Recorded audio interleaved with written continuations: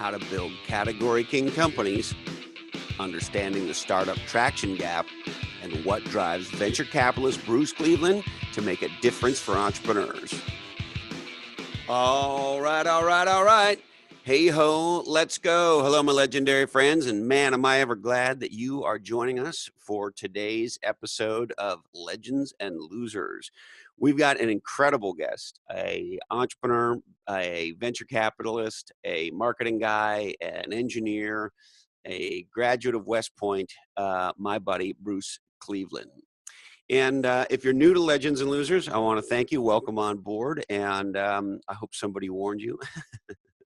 And if you're a regular listener to Legends and Losers, thank you from the bottom of my heart. Now, here on Legends Losers, we aspire to have authentic dialogues that inspire you to design a legendary business and a legendary life.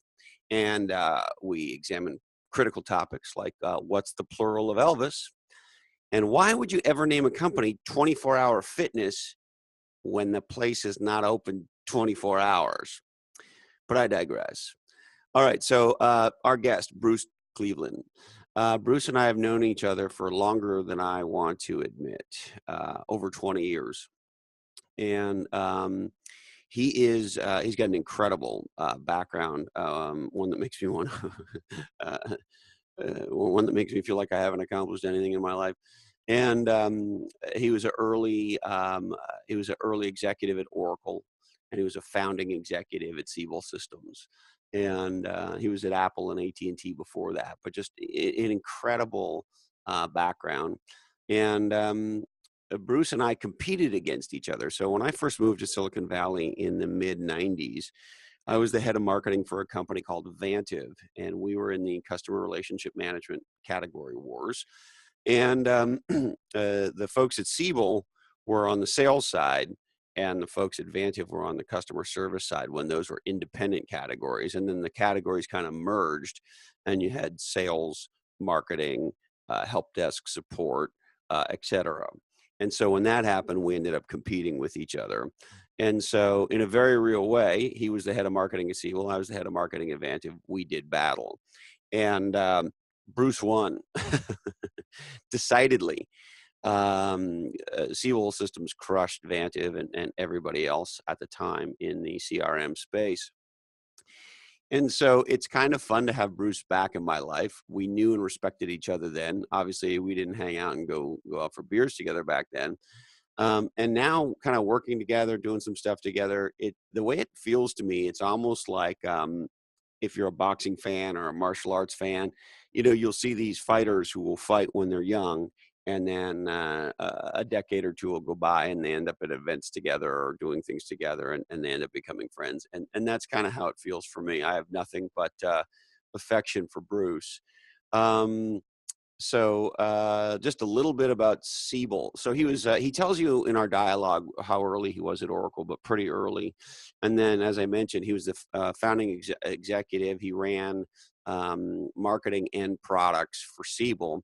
And in 1999, Fortune magazine named Siebel Systems the fastest growing company in the United States of America. And ultimately, Oracle purchased Siebel for $5.8 billion, which is kind of interesting given Bruce's background with both companies.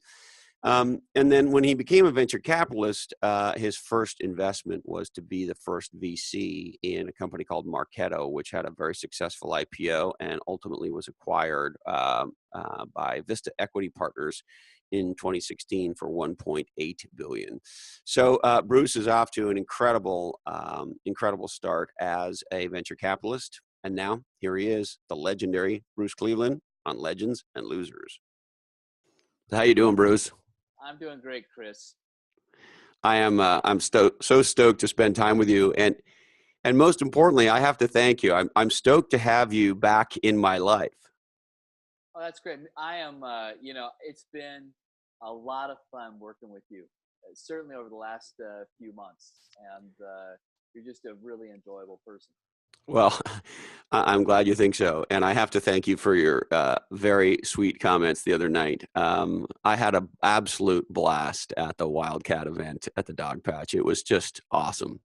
Yeah, really. Thanks for doing that. By the way, we've got a lot of great feedback on your comments, and I think this whole issue around category design is just it's something, as you suggest, is innate in many of the most talented people, not just in the tech industry, but I mean across industry. But it's nothing that's really exposed. It's not really discussed. And it turns out it's fundamental. It's why I added that whole minimum viable category value inflection point at the very beginning of the traction gap framework, because I realized without that you might as well not even start. Well, of course, I agree completely. The amazing thing, and I want to get into the whole framework with you, and I want to get into a lot of things with you, actually. But the amazing thing, I don't know if you feel this way with the work you're doing on your book, but for most of my career, Bruce, I felt like I was a crazy person. And I still a lot of the time do. But in specific, as it relates to category design, um, it's sort of like I sort of felt a little bit like that Bruce Willis character in I always forget the name of that movie, the one where he Die can see. Hard or No, that one I remember. Yippee ki yeah. And actually, have you spent much time in Japan? I've been there a few times, not a lot of times. You know how they have an affection for American celebrities there. That's at least somewhat remarkable to me, anyway.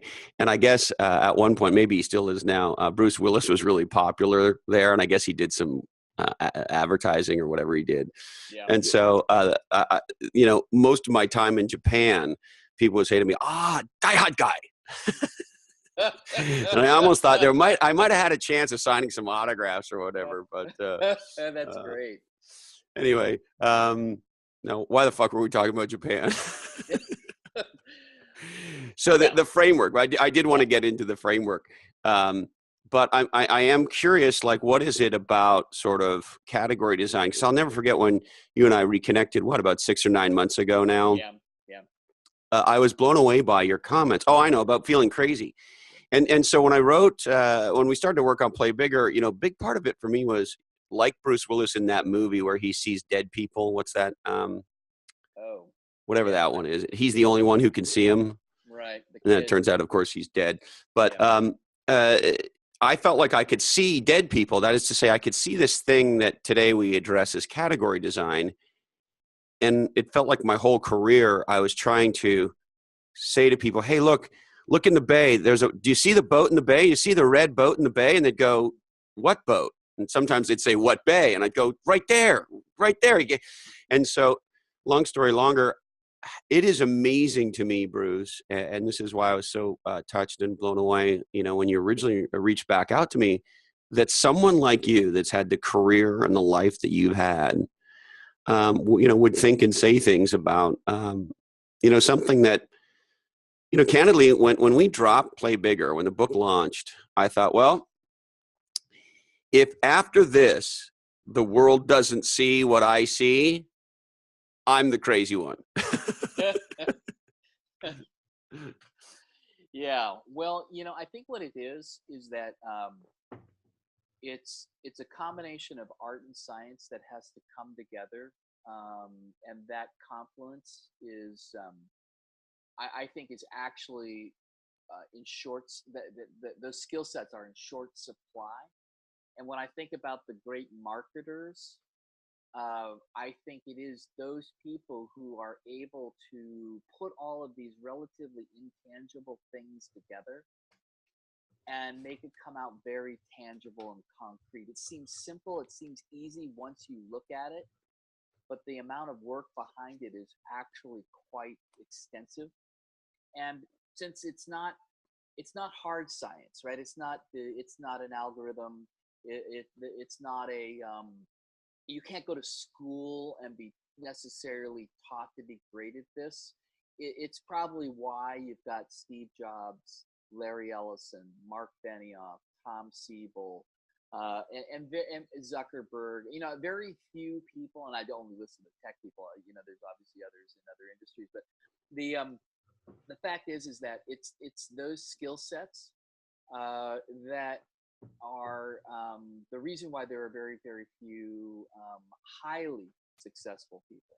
You know, you it's we all look at it and say, gee, they got lucky. They, how did they build that, et cetera.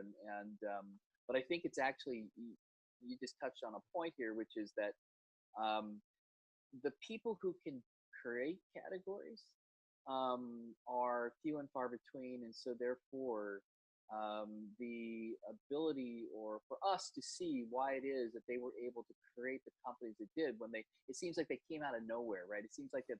How did that happen? How did they just own that stuff? You Well, know, you guys back at Siebel, you wrote an algorithm and you put it on the website and magically became the fastest growing startup in American history at the time. You were in the right place at the right time, Bruce. exactly. That's how that happens. Yeah, there was no work done. It's timing. It's just luck. And it does seem that way. It seems like, gee, how do these companies just explode out? But the truth is, they usually have a very powerful leader who I actually think of as a marketer. They're a true marketer. Now they may have other skill sets, right? They may have technical roots, but if I take a look at the best companies, with very few exceptions, the people who are just highly technical aren't the ones that necessarily end up building these companies. When I think about Larry Ellison is technical, but there are people in the company far more technical than Larry. Tom Siebel's actually quite technical. He's got an MS in computer science, but there are other people who built all the technology, right? I mean, Yeah, I Ben's the have a same hard way. time believing Tom was writing code.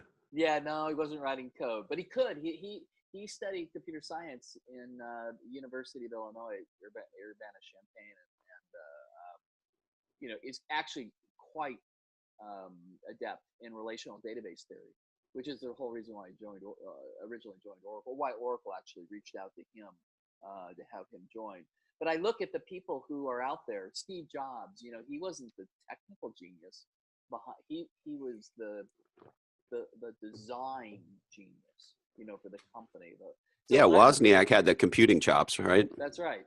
So without Wozniak, they wouldn't have built it. Well, maybe Steve would have found somebody else. But I just look across industry and over again, the companies that have materialized to transform industry to become the disruptors. It's really people who have, I think, some kind of technical acuity. Maybe translate that into domain expertise Yeah. that gives them insight into a problem, and then have the ability to become evangelists and persuade us with their thoughts around how to get people to all buy into their religion, and then for us to join their, I don't know, church. Maybe I'm pushing the religious metaphor too far, but it Hold on. does Let, feel that let me way. get my Pope hat and shoes and It Dominus feels that Ominus. way. You go to Dreamforce. I mean, It's a have religious it revival, isn't is. it? It is. It's like who's that guy Josh Yeah. that runs that big church, mega church In in Houston. Texas, Yeah. Austin or something like that, right?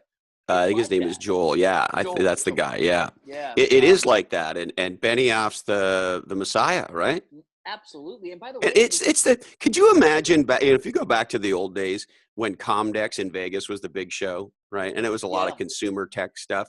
Could anybody have ever predicted that you'd be here in 2017 and the largest technology conference on planet Earth is in San Francisco for Salesforce.com?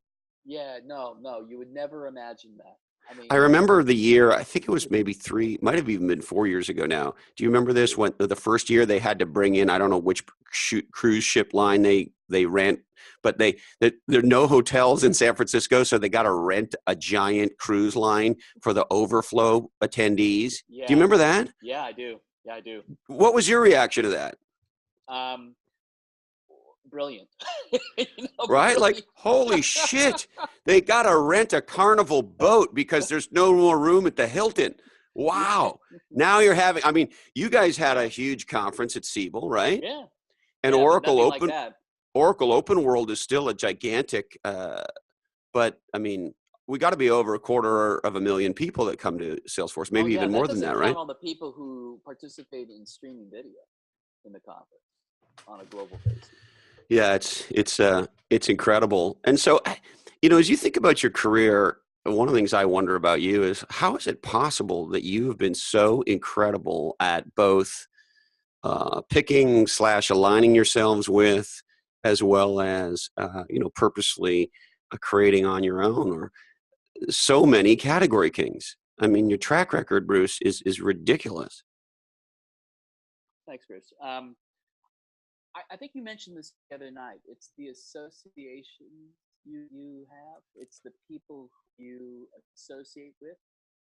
I was very, very fortunate as my initial foray into the tech world, to have come upon this tiny little startup located in Menlo Park at 2710 Sandhill Road, with a few people, maybe 40 or 50 people, with a guy who drove a beat up old Mercedes, and got connected with him. And the reason I got connected with him, so this is the story behind It was the it. It was company like, called Relational Software at the yeah, time. it was like Relational Software Incorporated, RSI.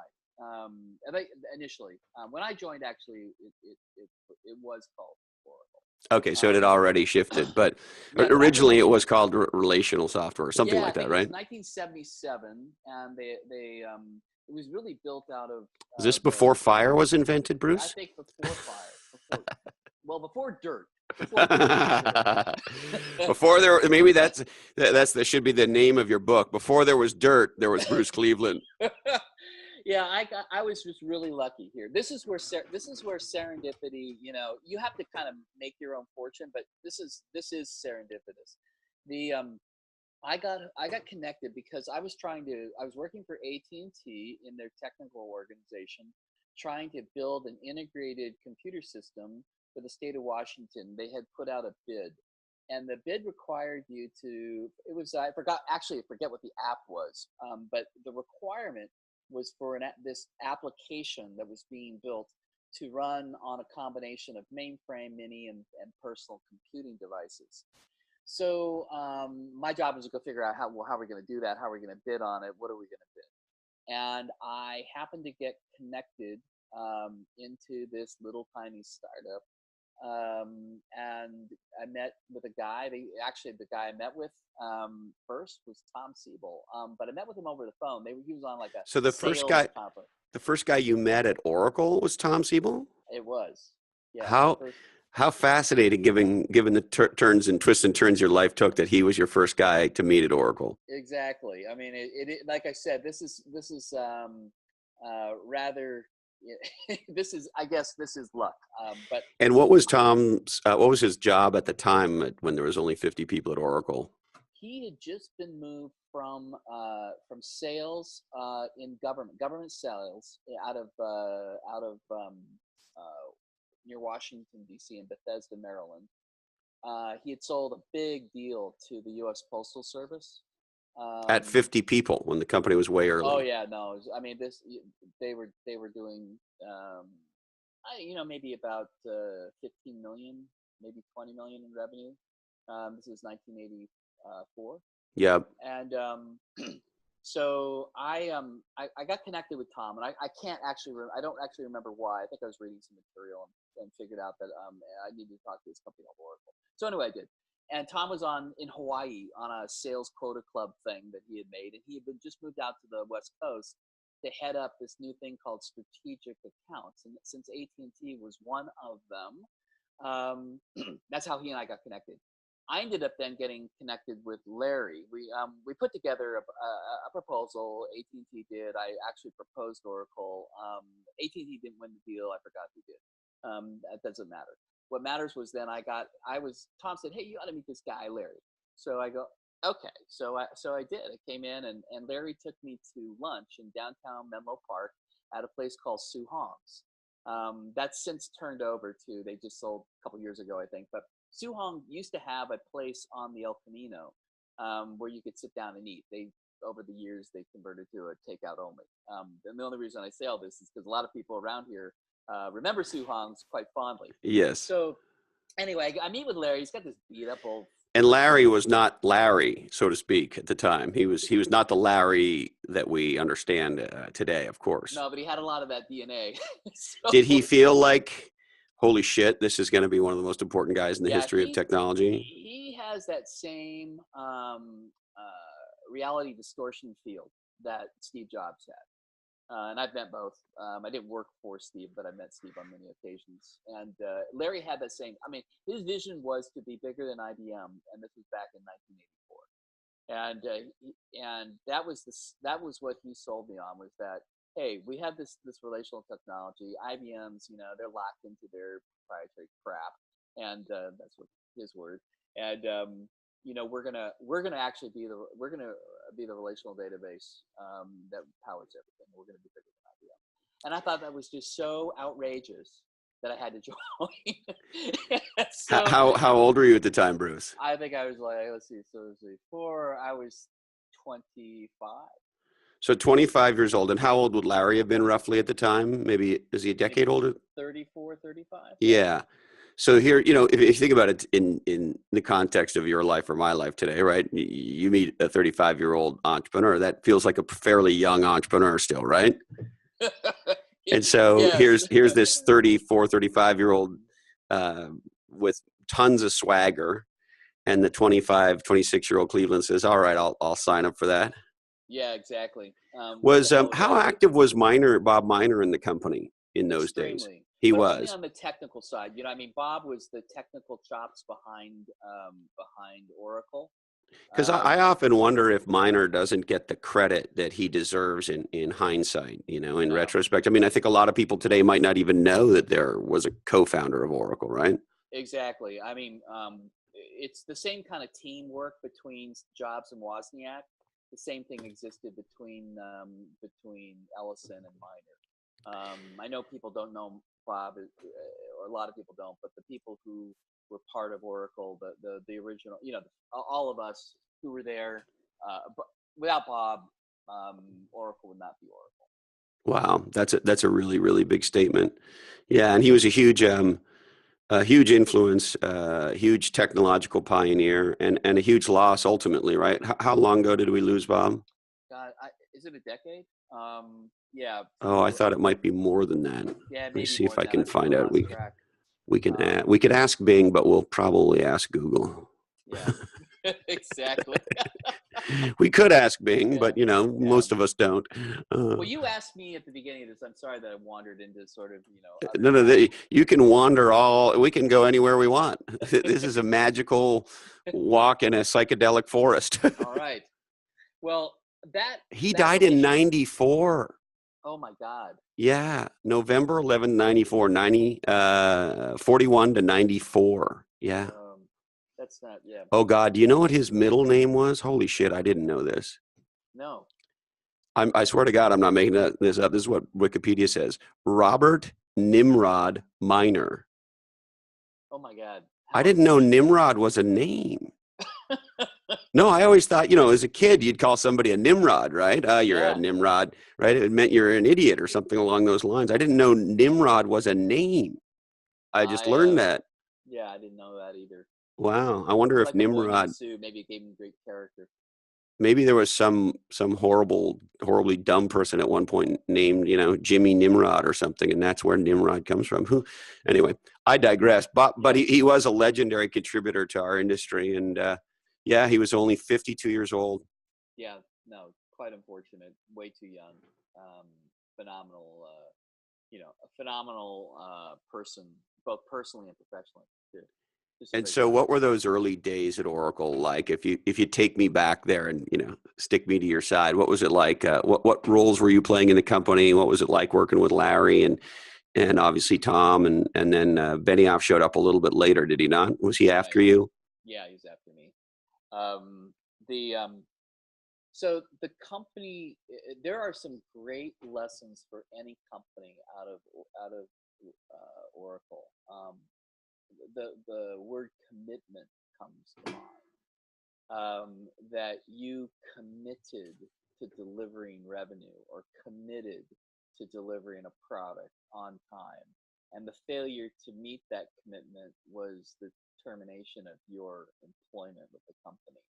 I don't know if that still exists in a company of 150,000 people. I doubt that it still has those kind of dire consequences because it's a different company today. But I remember, and I mean, it's one of the things that we brought to Siebel Systems was this notion of commitment. And what that meant was a 24 by 7, no excuses. You deliver what you say you are. And a guy named Gary Kennedy was the president of the company then. And Gary is out of Salt Lake, and just a great guy. And he um, he lived that. I mean, it was in his DNA. In the sales organization, you committed to bringing a deal in. And I Uh, think if I think about Tom, that that aspect of Tom's character, he probably brought that into Oracle as well, but it was amplified. And so you his think Tom brought that, and as an outsider looking at it, both at Oracle and then later on at Siebel Systems, my impression was that the companies almost behaved as though they were run by military generals. It sort of had that feel almost. No, you're right. I mean, maybe misphrased it. Tom didn't bring that in. I think he brought those characteristics in with himself. It's That's just what how he he had. was. Yeah, Yeah. So it and was Tom, like attracts like, right? right? Tom did have. I think Tom in high school went to the Shattuck Military Academy, if I'm not mistaken. I may have this wrong. I'm sorry, Tom, if I have it wrong, but I believe that's true. And a lot of the people who were brought in, culture starts at the top of a company, and so Larry demanded loyalty, demanded results, and found people who thrived on that characteristic. And I remember, certainly that was a part of Siebel Systems. The But I do know that was one of, I think, the foundational core values inside Oracle, which made one of the properties that made it as successful as it has been. And when you think about, designing and building companies and ultimately categories and dominating them over time today, the culture at a lot of tech companies seems to be very much not what you're describing. It's, hey, bring your dog to work and wear your Birkenstocks and wear a t-shirt and, you can shave once every 4 weeks if you like.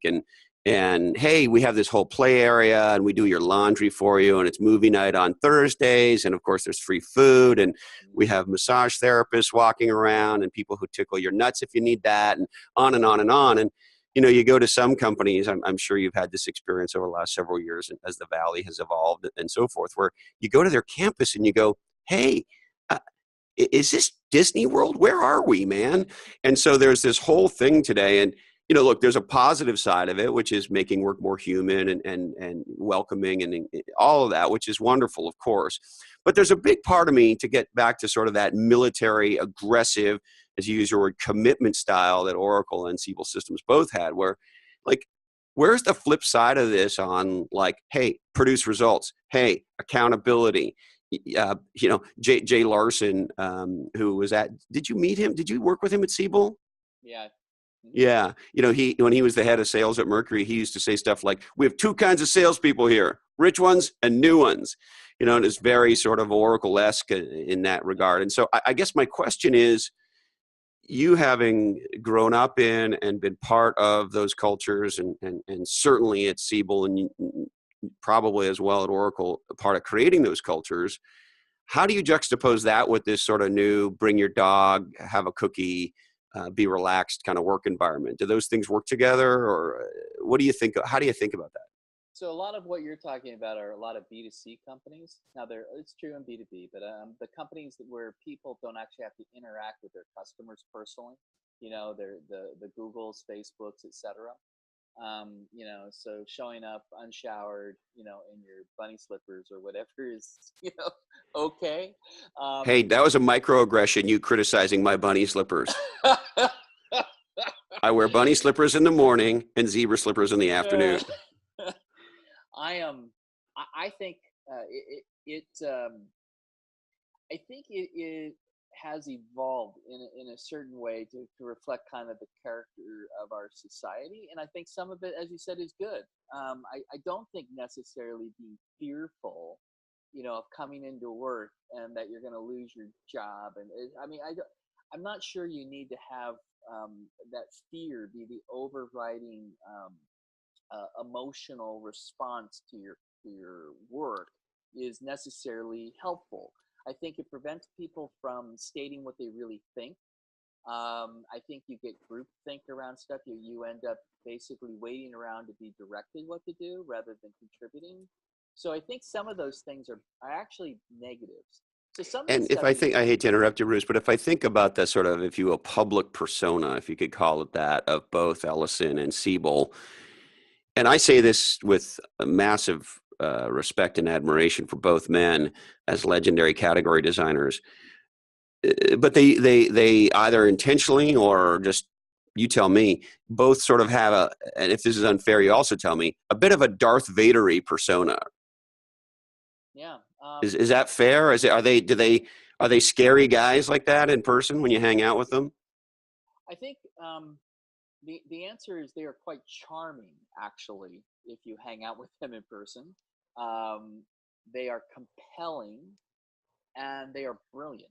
And maybe that's why they are charming and compelling. They're very well read people around many different areas. They are subject matter experts in other things beyond just technology. So they're interesting people.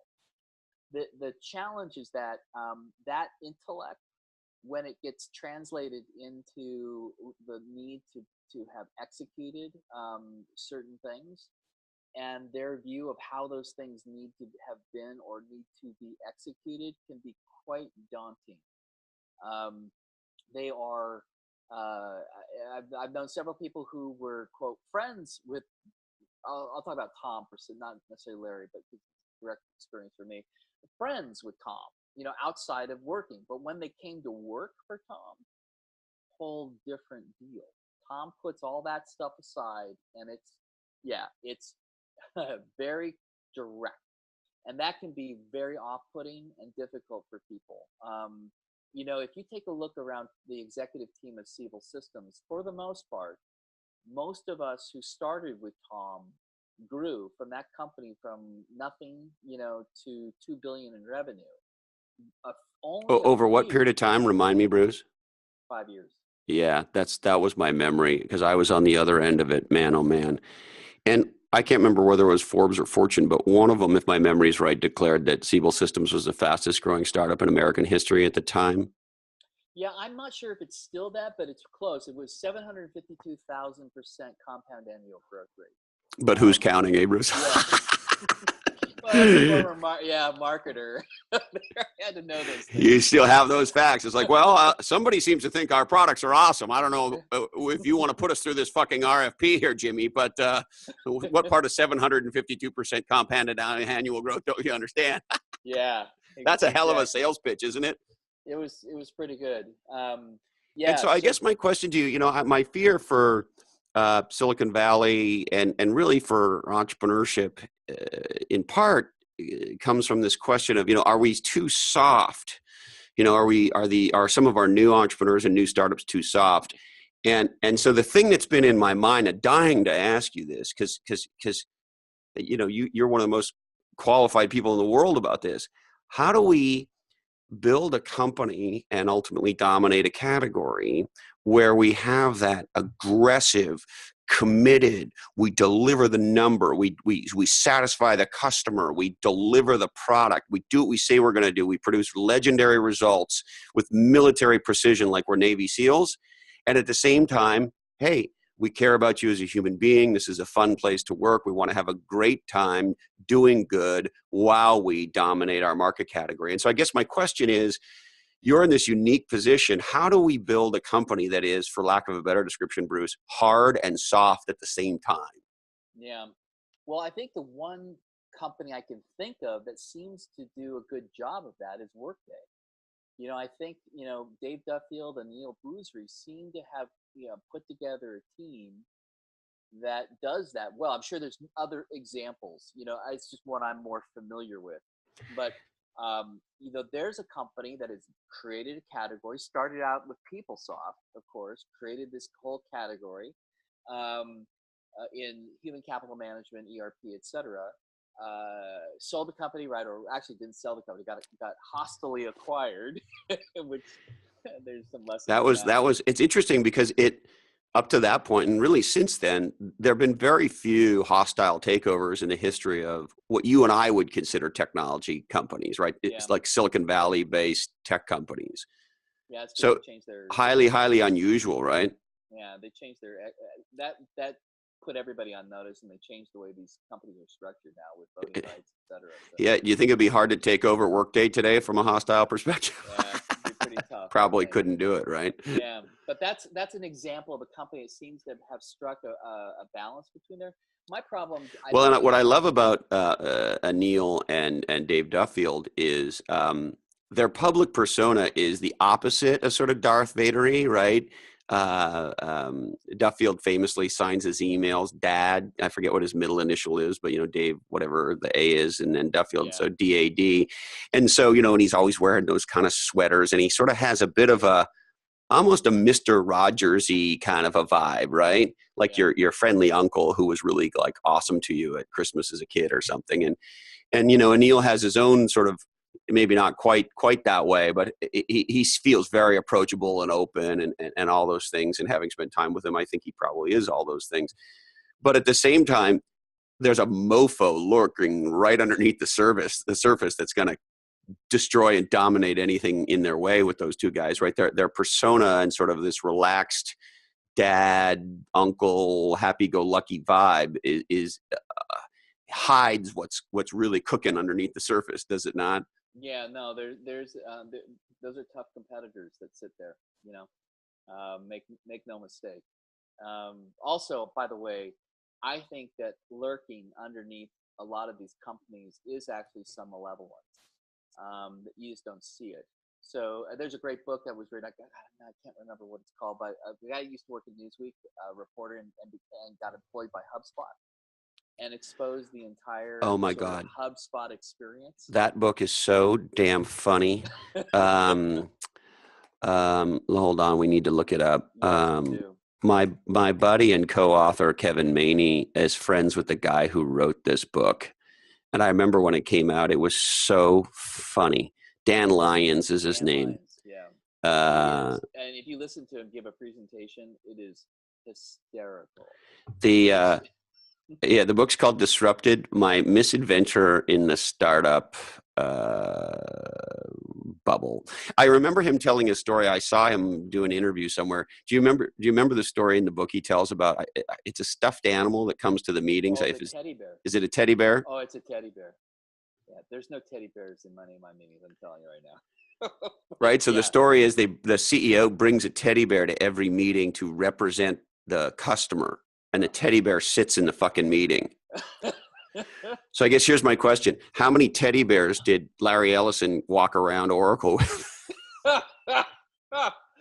Yeah, yeah, not so much. Not Not a so lot of many. not so many teddy bears. But he also exposes underneath there, like the sort of the open pit, that the sales organization sits in, on the phone, basically just 10 hours of call, numbers, and describes kind of you got that, what he calls a bro culture, going on, and Yeah. people doing push-ups in the lobby, etc. And then, but behind the scenes is kind of like, it reminds me of driving people to, a terrible, horrible drudgery job. And I think, the truth is that these are all serious businesses. People should take them seriously, and all that fluffy stuff that you talked about is all nice and wonderful. Maybe with the exception of perhaps Google, which is sort of the modern day Bell Labs equivalent. Yeah. It's got it lives off a monopoly. It's mostly a scientific research organization, and that research is funded by the monopoly, which is fine. But they get to kind of live in their own, their own reality. The rest of us kind of have to compete. I mean, even Facebook and other, I mean, they have to compete for dollars, for ad dollars, etc. But the Yeah, I often wonder if like Google's like running the mint now. It's just like, well, there's this thing that just throws off so much money. We have yeah, a money no, manufacturing plant in the basement. you're right. I mean, the modern day coin of the realm is digital oil. Digital oil is data, Yeah, and it's those products that are going to let us um, prospect, refine, and monetize digital oil. Those are going to be the new, the new standard oils of the 21st century, the first intelligence age. yeah, And very then much so. and those companies like Google, Facebook, Amazon, I mean, these are companies that are going to be mega companies that control most of the digital oil in the world, which is frightening, exciting, and frightening at the same time. But underneath them, they are driven for this. You mean, it all looks good on the face of it. And you talked about, the kind of the fun and games. I, I'll make one sort of maybe derogatory comment. I think our tech leaders need to grow up, and I don't mean in age. I mean they need to mature. All this nasty stuff that's been going on, that we have all read about, the problems of behavior in companies. We need to learn. I think they need a lesson from, the companies that are well run, to comport ourselves with professionalism, to not be ill behaved when we run these companies. These are not frat houses. They're not. They are. At some point, they're stockholders. There's a requirement to act accordingly. And I think we need to be serious about those things. We owe that to our people, to our employees, to our shareholders, um, to our customers. And I think some of the behavior that I've seen recently is really shameful. And we Yeah. need to fix that. Yeah, it's this summer reading a lot of the headlines about, let's call it behavior in our industry, and particularly amongst venture capitalists. But it's not just VCs. No. The quote unquote bro culture of Silicon Valley. How does the surfacing of all that, Bruce, kind of make you think about investing in companies today? Well, it certainly creates pause. If you take a look across the four architectural pillars of the traction gap framework that we've developed. One of them is team architecture, and it goes along with product, revenue, and systems. And if you're interested in more of that, the framework is well codified in a few areas that people can go look at tractiongap.com. But the way that I look at it, yeah, and actually, a guy named John Baird, who's a very very respected CEO coach. He was Steve Jobs' coach. He's currently Tim Cook's coach. Phil Knight at Nike. John Chambers, great guy. He's partnered Other with than that, he doesn't work with anybody of quality, I guess. yeah, exactly. No, and John is just one of those phenomenal human beings. His whole focus is on team. And when we, as part of our research, we went back and interviewed dozens and dozens of companies to talk to CEOs, and what their biggest issues were as early stage, mid stage, and late stage companies. And time again, the predominant issue is around team architecture, culture, people, organizational behavior, all that kind of touchy feely stuff that, maybe, I study hard science, like horrible things like calculus and physics and chemistry and things like Can you that. do long division? Unfortunately, I can, and I prefer not to. I have a calculator. So Because it was sort of over for me before that, but once we got to long division and fractions, like that was the end that of was me. it. Yeah, yeah. Well, I would have preferred that. It wasn't. These were not topics that were my favorite things, but I liked some of the other things that I had to do, and I had to know those things. But it turns out I don't do any of that anymore. I don't even do long division. I mean, I have a nice little digital calculator that does all this work for me. So I don't use calculus or physics or chemistry. The thing that mattered most. Okay, so here's a real true story. My parents told me that I needed to freaking graduate. They were tired of paying for me to go drink beer and do whatever I was Were, doing in were college. you in the 12-year program for an Yeah, undergraduate I degree? Is was that what you were on? on my way, and I was quite happy, quite happy. I had left West Point early, and I was needed to find a new direction, and apparently I was exploring, my inner self for many years. So Yes, my yes. parents said, enough of this crap. You need to graduate. No more You exploring. Exactly, no more exploring. So I needed a crappy few units, and everything was taken, but I go, okay, so what is? So I find this open class called organizational behavior. And I go, what the f is this thing? So I go, well, I got to take it. It's the only damn thing open. So I go and I go to the class and I read about Maslow's hierarchy of needs, safety, security. I go, what the frick is this shit? You know, this is this isn't like, this is not couch. I had 4 years of Fluffy, partial, yeah, fluffy bullshit crap. What the hell touchy am I doing? feely, West Yeah, Coasty. yeah. What an idiot I was, because it turns out, Chris, the only thing that has ever mattered in my career is organizational behavior. After the point at which you are an individual contributor, your job is to influence behavior, and you must compel other people through a variety of mechanisms to join your team, be part of your team, succeed with your team, or with the group, the company, division, whatever it is. Your job is to be that leader. You may lead the whole company, you may lead your whole small group, whatever, but you've got to get work done through others. And that's organizational behavior. And so I It is thought this, interesting, right? You said something very powerful there. You've got to get work done through others. yeah, yeah, you can't do it yourself.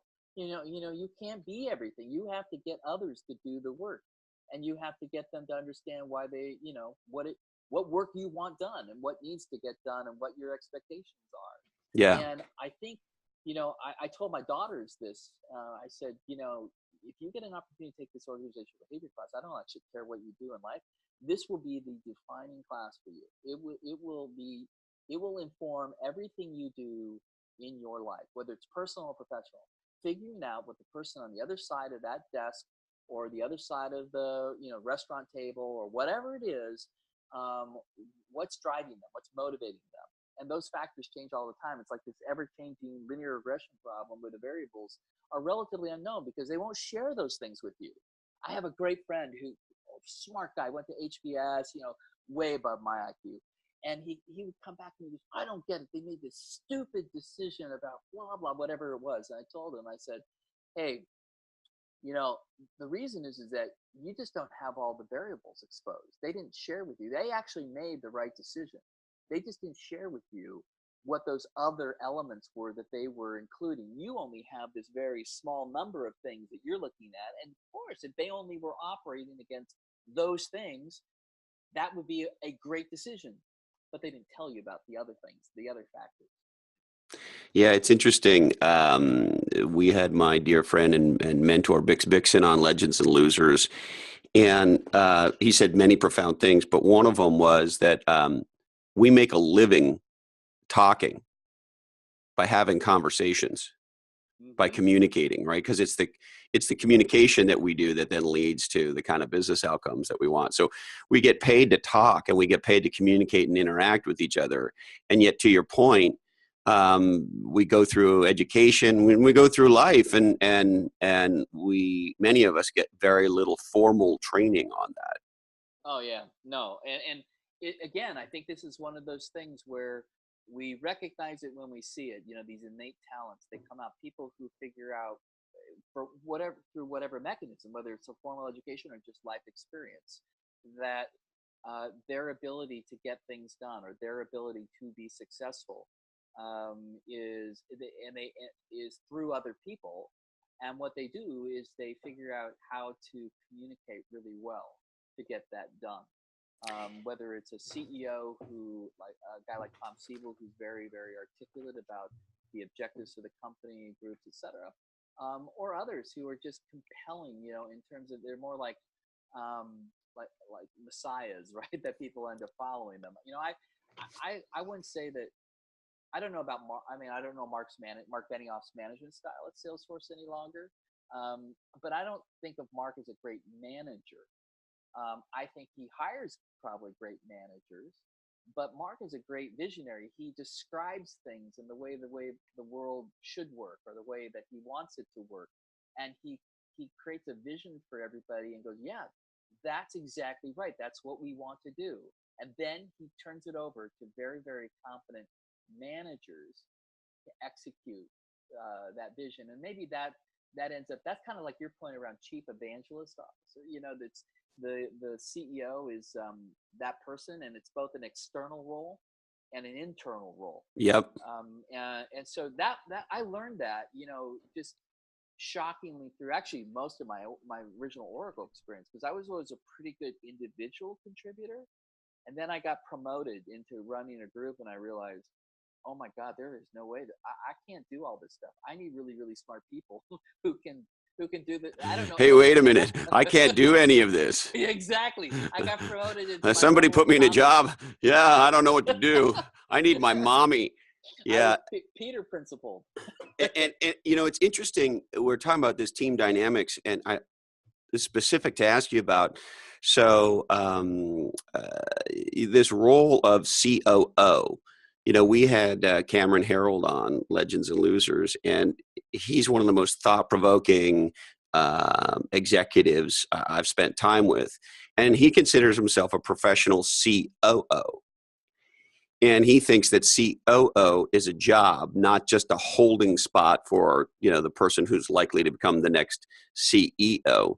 Yeah. So I guess to your point, if I'm an entrepreneur and I'm that more Ellison, Siebel, Benioff type, where I'm the visionary, I'm the evangelist, and maybe I'm the one driving performance like that, but I'm not the executional COO oriented kind of operating person. How should I think about my team dynamics? I think you need one of those partners. I think you need to find somebody. So I'll be, actually Tom did this with Pat House. Few people know that Pat House is the co-founder of Siebel Systems. Siebel Systems would not be what it became without Pat House. Pat House is the strongest executioner. Maybe Executioner, yeah. I Well, tried to she find it. executed us at Yeah. the competition, I'll tell you that much. She's not only phenomenal at being in marketing, but she's also phenomenal in executing, and she is a force to be reckoned with. I know that people, this is no disrespect to Sheryl Sandberg or any of the, et cetera, about the lean in and all this stuff, but Pat House laid down the foundation, I think, for powerful women tech executives. She's diminutive in size, but not in persona. She is wicked smart. Uh, she walks into a room, she owns the room.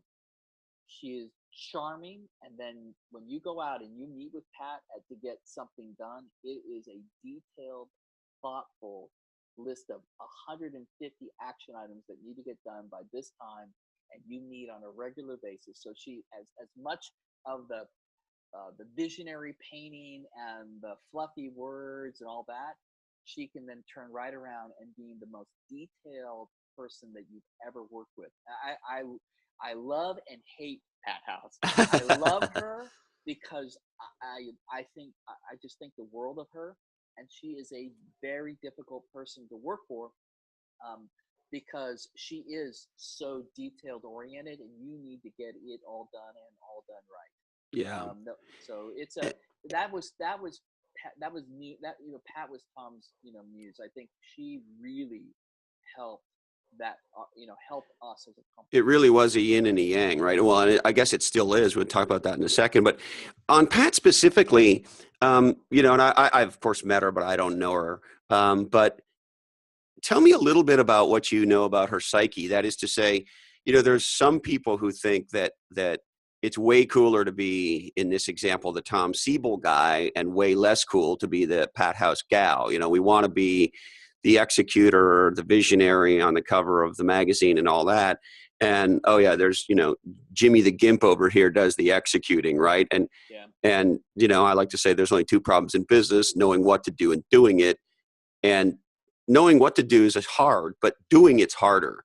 Mm-hmm. And I think a lot of the legendary, if you will, doing it people don't get their due. And so tell me a little bit about Pat and how she thought about herself or thinks about herself, and why she's comfortable in that, for lack of better description, number two execution role, and why she doesn't, crave the spotlight. That's a great question. I think, we're all human beings. Our DNA drives what we think and what we do, and our personal, biases. Pat just never wanted, she never wanted to be in the limelight. She intentionally um, kept out of the limelight. And, she made Tom the center of everything for Siebel Systems. And she was very happy with that. I think if you talk to her, I think she would tell her that her job was to make Tom the biggest, best possible, CEO, and make Siebel Systems the biggest, best company possible. Her job was not to promote Pat House. And I agree with you. Maybe not a lot of people really want to take on that particular role. But the fact is that a lot of deals that we did on the last day of a quarter were done because of Pat House. She closed those deals. And you talk to people who are, anybody, David Schmeier, who's now CEO over at Velocity, who ran products then. You talk to Bill Edwards, who ran engineering. You talk to the head of sales. We had several of them. Well, Craig we only Ramsey. have rich ones and new ones, so if you're Yeah, not getting exactly. rich, you're getting new. Yeah, so we had guys like Craig Ramsey and others. You ask them about what they think about, or Tom Siebel, what they think about Pat House. That is a phenomenal woman. And I think, you're right. The difficulty there is companies do need a COO, somebody who is there to just grind out the execution part of the company. And a lot of times is not a lot of fun. But it Well, is and what I love about what Cameron has done in his career, because he was that guy at legendary companies, probably most notably 800 Got Junk, mm-hmm. and so he. Let me say it this way: I think the most important skill as an executive, or frankly as a human being, to get back to your Maslow Yeah. discussion, is being self-actualized. That is to say, I know who I am. I know what I'm great at. I know what I suck at. I know where I'm in between, and I build teams around me with that knowledge, and I also understand with that knowledge, who I really am. So for example, um, being Batman is not about wearing the costume, right? You have to be Batman first before they put you in the costume. And I guess my point is, I think there's a lot of people who are legendary Robins, and then because the world says what you should be in business is Batman, there's no praise for Pat House. There's no praise for the COO, the behind the scenes person who is the GSD, the person who gets the big shit done, Mm-hmm. right? And there's also this fantasy that there's this one legendary leader and everybody follows behind, per our discussion about Bob Yeah. Miner, or now Tom and Pat. And so they never get the credit that they deserve. But all that said, I would love to see that sort of GSD execution operations got a lot bigger light shined on it, and that those amazing executives and entrepreneurs and leaders who fulfill that role get celebrated more than they do, because if they don't do the doing, to your point, there's no Siebel Systems. Well, yeah, I mean, you just described why the military is such a great organization to draw from. These special, not just special forces either. Those people have the same kind of DNA makeup, right? They get shit done, and they don't expect to be in the newspaper. I know there's a few examples now of the SEALs. Some of these books that have been written, et cetera. But most people don't go in there for that. They go in there because they are self actualized. They go through a process that they know that they've got the intestinal, intellectual, physical fortitude to go through, hell, and come out the other side of it. And they get reward. The reward is that process, and it's one of the reasons why I like to hire military personnel, because there's a couple things. One is they don't whine about how hard something is, because There's nothing harder than sitting there and having your friend's head blown off, and sitting, you learn, in 150-degree heat, wearing 100 pounds of shit, to protect you. Um, you learn that anything slightly better than that is a whole lot better than that. So for me, one of our, I think, huge sources, um, assets, for U.S. companies is our military veterans, and it's a shame that there's a lot of lip service paid to bringing these folks, putting them into civilian roles. But I'll tell you, it is mostly lip service. It's not. It's not. Less than 1% of all people today have served in the military or have families that have served in the military. Therefore, they have no idea what it means to be a vet. They don't know the difference between an officer and an enlisted. They don't know the difference between. They don't know what they do. They don't understand, what the job is, and it's very hard for somebody to relate. They ask inane questions during interview processes. Very pointed and actually very, I think, probably if you really dug into it, HR violations. But Well, the yeah, truth is, we had so I love this topic. We had Christian Anschutz on. We've had a number of amazing military leaders on Legends yeah, and Losers, and Christian Anschutz, I believe, was our first. He's a former Marine, and he's the chief digital officer at UL, a giant, incredibly important company. And he's also the co-founder of a nonprofit called Project Relo. And Project Relo's mission is to do exactly what you're talking about, is to connect legendary vets with legendary entrepreneurs and business leaders, put them together. They do these, they call them missions. I'm looking forward to doing one next year where they do kind of a simulated, military experience for those of us wannabes and fanboys. But they try to do it in a way that they connect executives who might hire these vets and kind of put them together to your point, see them in this kind of a light, because you hear things like vets being asked in interviews, well, do you have PTSD? mm-hmm. Did you ever kill somebody? Like, Yeah, are you on what planet are you asking me these questions, right? yeah. No, you're exactly right, and it's shameful. But it's understandable too, because again, lack of understanding of what the role is. One of the things that I'm trying to do with a microeducation company I created called GreenFig is one of the cohorts that we're trying to target is to provide skills within a very short period of time to not just to a variety of different folks, but veterans for sure, to provide them with the skills they need to get an initial job in industry, because it's hard to translate some of the many of the roles in the military into civilian roles. So by giving them just a little bit extra skills, something that will say, I actually know how to run Salesforce, or I know how to run Marketo, or I know how to run NetSuite, how to set it up, how to manage it, how to generate the reports, etc. It may not be a be-all, end-all job, but there's tens of thousands of these jobs that are out there. And if you just give them a very, within 4 or 5 months, you can train somebody how to do this. And then now that they get that first job, then you could take all of that leadership, all of those other skill sets come to bear, and they quickly accelerate through an organization to be promoted into managerial roles, etc.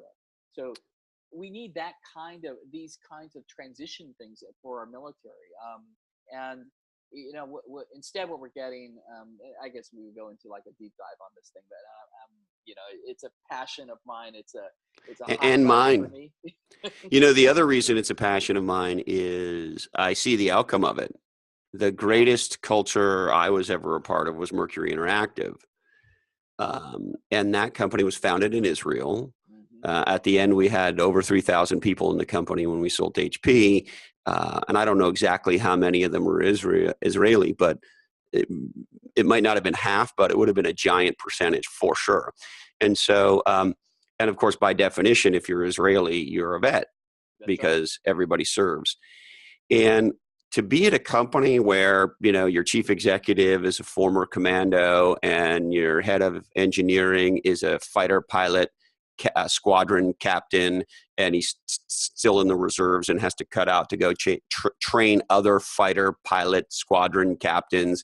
And you got frogmen around, and you got former Mossad members. Actually, I just got contacted by one of our great product guys at Mercury, who's now a CEO, who was in the Mossad. We used to joke that he was the Israeli Jason Bourne. And so you have these incredible characters around, and yeah, no shit, the company works with military precision. And we crushed everything in our wake. I mean, we were the Siebel Systems of the BTO space, right? And it sucked to compete against Mercury because we crushed you, and we did it with passion, power, and joy. Exactly. So let's, if we could, I would love to, because the way I think about my relationship with you tell me if this is fair, is I feel like we're two, and you may not appreciate this word, we're two old prize fighters. And we fought back in the day. And in our case, you beat the shit out of me in a very public way. And you left me, bruised and battered, and you destroyed my self-worth and net worth at the same time. And so as the former head of Mercury talking to the former head of Vantiv, winner versus loser, walk me through some of the things that you did as a marketing leader and as an executive team at Siebel to ultimately design the CRM category and dominate it and kill me and everybody else. Yeah. So I think there's probably not any one thing, right? I mean, it's a composite of many things, but let me see if I can pull some very specific tactics that we did, and I think they're still as valid today as they were, back in 2000 or 1996 to 2000 for sure. The first was the recognition that we couldn't get everything done.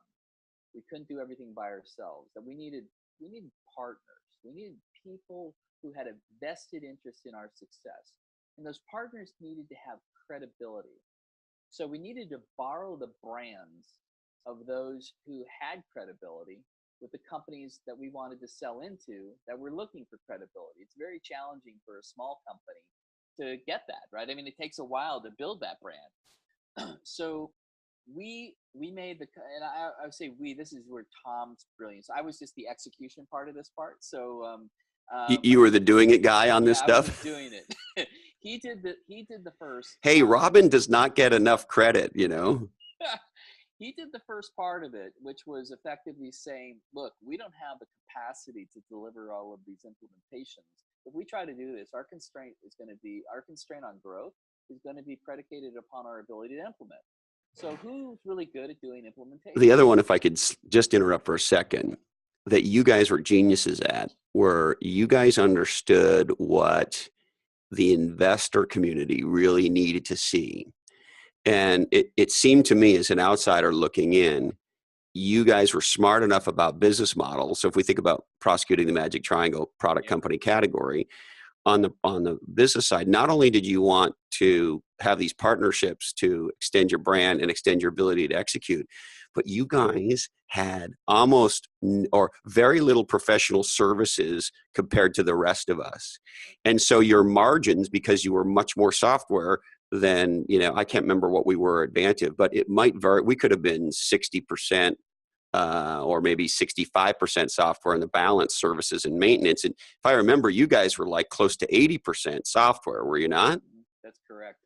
And so when the street looked at your numbers and your growth rate, coupled with the fact that, of course, your margins are going to be materially better because your level of professional services was lower than the rest of us, the optics on your financials were made even better because you pushed all the services business to what today is Accenture, right? Correct. It started with Anderson Consulting, converted into Accenture. No, that's So exactly I right. got to ask you, why did you guys pick Anderson at the time, now Accenture, to be your first big services partner? I think actually Tom did this. This is all what Tom put together, his brilliance. I think he did actually go talk to a few other firms, but I don't think that they were interested. I think we talked to Price Waterhouse. I think we talked to a few others that had big SAP practices. But I believe that Anderson got its clock cleaned by Price Waterhouse with SAP, and looked at this and said, we don't want that to happen again. So we're going to work with these guys. And we put together a real business plan with them. It wasn't just some paper press release. It was, you're going to train X number of, of your folks to learn how to implement Siebel. You're going to co-market with us. I mean, if you remember going to those DCI shows, Oh you had my God. You made me hate you so much because of what you did to us at those trade shows. I tell young entrepreneurs about this all the time, right? This dominate or die if we're going to do something. And you know, we would go to these shows and there were so many fucking Siebel banners and your booth was, you know, could be seen from space. And and I remember going to the DCI guys saying, hey, listen, this is bullshit. All we are doing by going to your fucking show is making Siebel the winner because Siebel looks 1,000 times bigger than we do. And it finally occurred to us by going to these events that you guys were at, all we did was tell the world you were the leader. It was yeah. terrifying. We were in a Oh, box. You had to go to the event because everybody in the industry needed to go to the event because it was the event. But at the same time, there was like 50-1 Siebel banners at the event to Vantive banners, and there was not a damn thing we could do about it. How did you just came out of nowhere like that and buried the fuck out of us on all of those executions? yeah, that was Pat House's doing. So the way this happened was a guy named Gene Sklar who had worked with Tom and me at Oracle and Pat. They wanted a venue. They wanted a way to talk about this new category. It wasn't called CRM, by the way, at the time. But a new category of enterprise software. There was no place to do this.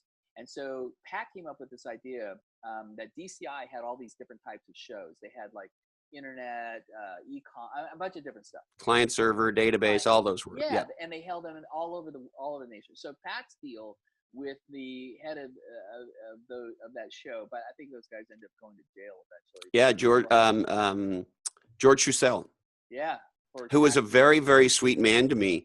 It shows the complexity of the human being because George, the head of DCI, was a wonderful guy to me early in my career. And yeah, he ended up going to jail for tax evasion. Yeah, very unfortunate. But the what Pat said is, look, we need a venue. Would you put one together? And they go, well. So our process is to add a new show onto an existing show and to see if it grows. And but we'll do that, but you got to go find companies that will participate. So Gene and Pat called up you and a lot of other people and said, hey, we're putting this show together on like sales information systems and Salesforce automation and all this stuff.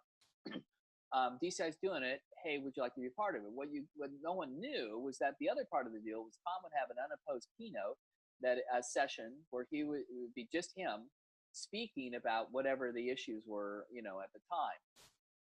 So we actually went and conscripted our enemies, our competitors, into participating in this damn thing. And we also had this unopposed keynote address on the very first day. And then we marketed the crap out of that keynote because it was all at the time. It was all educational, right? It was Well, and it still is today, right? The E in chief executive stands for evangelist. Legendary CEOs evangelize their point of view. That's what they do. Yeah, that thing became the bane of my existence, though, because I had to write Tom's keynotes. The Oh, story that goes, must be really fun, huh? because he's such an easygoing guy. So Uh, easy, so easy. And he just oh, you kind of want? goes off the cuff when he goes on stage, doesn't he? Yeah, some people thought because he has an interesting style, but you didn't want him to go in too early in the morning, because he's kind of slow and kind of gets going and winds up. And Tom doesn't just use a bunch of words to say words. People thought he was drunk or on drugs or whatever. No, Tom is not drunk or on drugs ever. The issue was around, you just got to get him warmed up. So we needed to make sure that it wasn't too early in the morning and that he had his coffee, etc. So, but the And the story. interesting, okay, yeah, tell me the Let me story. tell the story. I come to Siebel. This is 1996, I think. Yeah, the first DCI show. I have to write Tom's freaking. By the way, I came from running an engineering division of Apple. I had not been VP of marketing and especially Marcom for anything. I didn't know the first thing about, writing a keynote or putting together a show or anything. And Tom goes, no, you're going to do that. And I go, oh my God, I don't know the first freaking thing about this thing. So anyway, it's DCI Chicago at Navy Pier. we had to build a booth for it, a huge freaking ass booth for this thing. I So we go remember to this exact show. Keep going. so we go to this freaking show. We set up the booth. It's huge, 60 by 60. I mean, it cost a couple $1 million to build, and 1996, by the way. So this isn't when we're 2 billion. This is like when we're 20 million or whatever. So it's a big, big investment. We had to build brochures and all that crap, and anyway, a bunch of stuff. Never did any before. Terrified the crap out of me. I was going to lose my job because I wasn't going to do something good. So we have this booth. It's set up. Now, what do we know about setting booths up inside trade shows?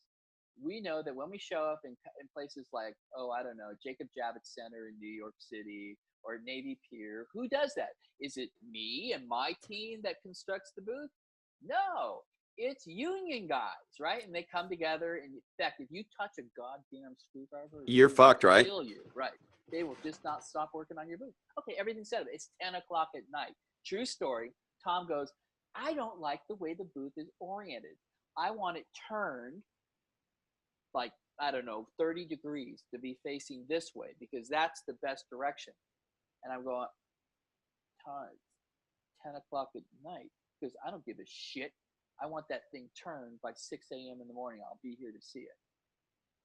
So we had to go to ATM machines and get cash, thousands of dollars of cash, take that cash and go bribe union people to stay and work and help us move this booth.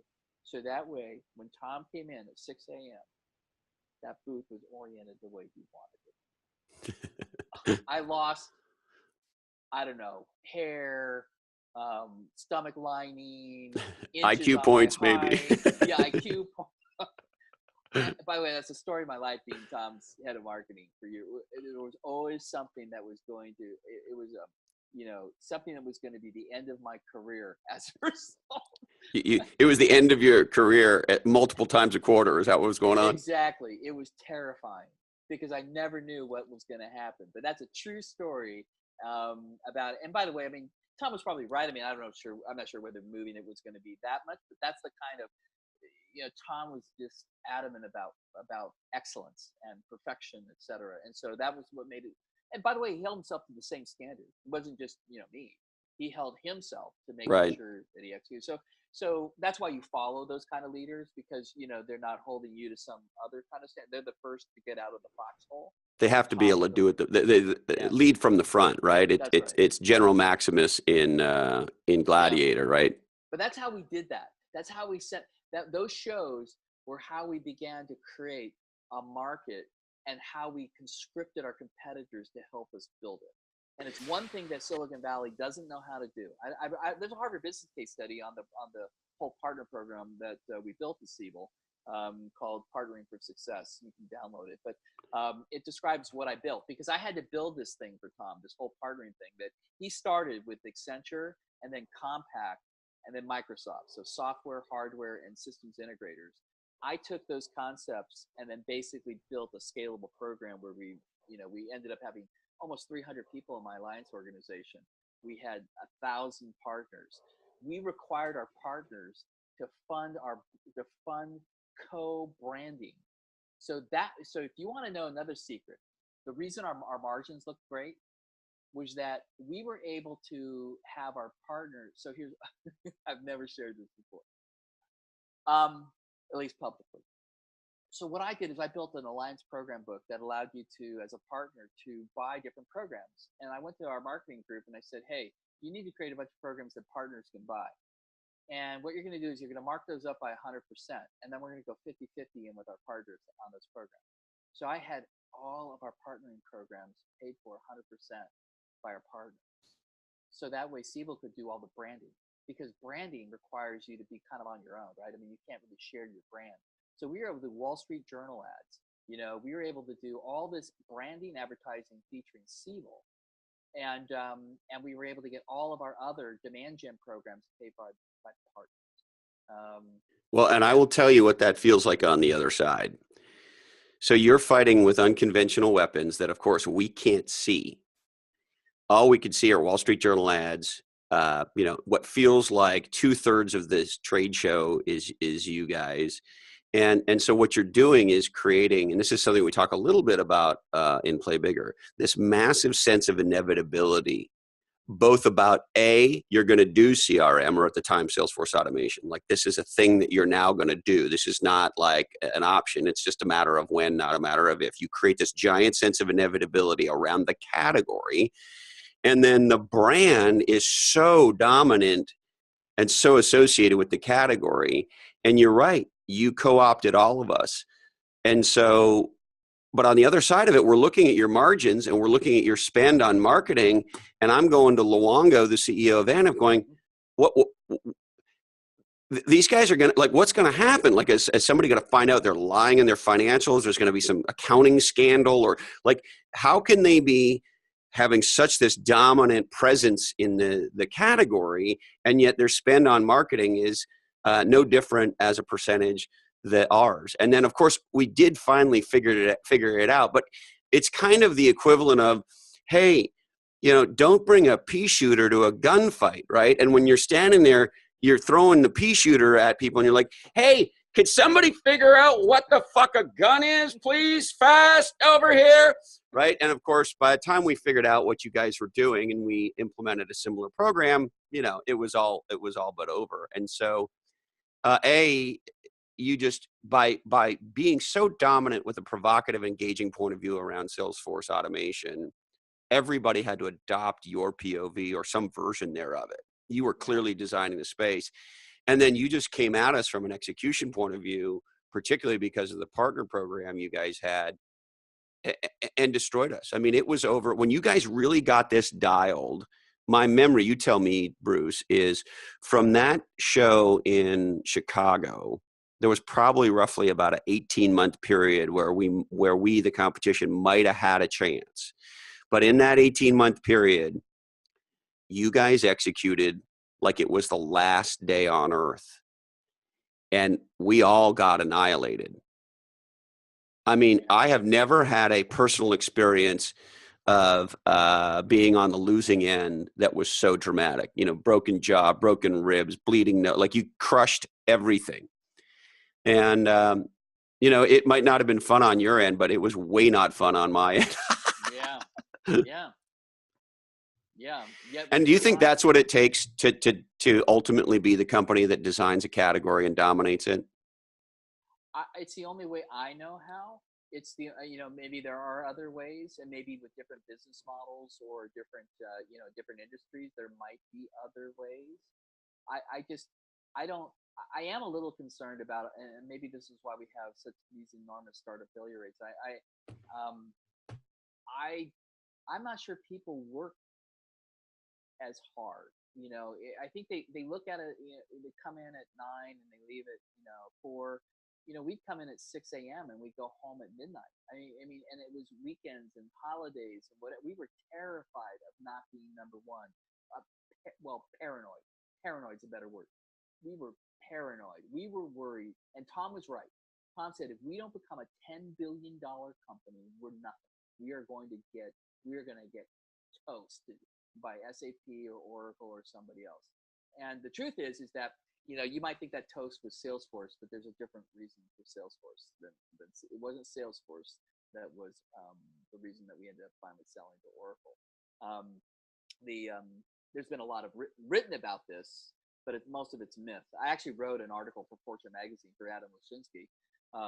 Which, by the way, I think is one of the most important reads, because you bring a different perspective that only somebody sitting in your seat really could have about, from the Siebel perspective, what Salesforce did and why it happened.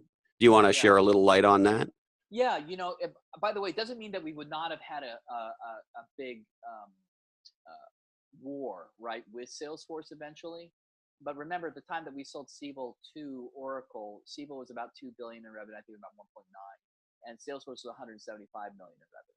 Salesforce sold Salesforce Automation, a very simplistic form of it, and Siebel sold CRM, which included sales, marketing, service, support, et cetera. In fact, what most people don't realize is that by the time in 2000, by 2002, the majority of our revenue came from bespoke call centers. That is, we were replacing custom call centers throughout the world with our call center technology. Sure, We, just pour some more salt in the wound there, Bruce. Because of course, we, Vantive started off in support, and we yeah, thought, we were the category king in support when we're moving into sales, right? So not right. only did you crush all of us in sales, at the end of the company's story, the bulk of the revenue, or you tell me, a meaningful Yeah. percentage of the business was on the support side, where we thought we had a defendable category king position, and you took that from us too. Yeah, I'm sorry about that. Um, but more than 60% of our revenue came from call center by the time that we sold Siebel to Oracle. Um, the big thing that hurt us as a company, which really kind of hurt our growth, was was because in 2001, with the first recession, the first big recession that preceded the big one, um, the the big issue there was that a lot of companies, especially telcos and others, stopped buying and or put all those projects on hold. And since that's where the majority of our revenue was in industry, was in telco, and it was call center technology, that really cramped our growth, which then pummeled our stock price down from 110 down to ultimately about $6 a share. So a market cap of well north of 50 billion down to a market cap of 3 or 4 billion. So And of the course, the seminal question for you, Bruce, is how much of your stock did you sell at the 50 billion? yeah, I was fortunate. So the so that's the real story there. Here's what happened too. That recession then put all those big projects on hold. So a company selling a relatively simple CRM system to smaller companies, and then eventually built a product that could start to begin to take hold in larger companies, was able to survive.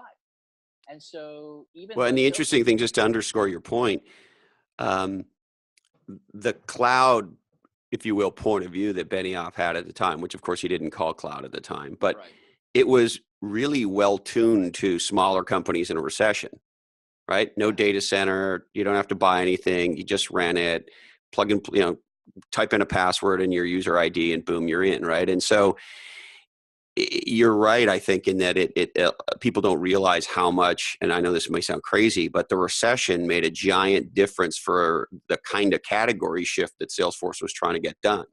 yeah, no, absolutely. It's not. And by the way, Mark was right. I mean, Mark didn't invent CRM, but he did invent cloud computing. I mean, he is the evangelist for that business model and that architecture.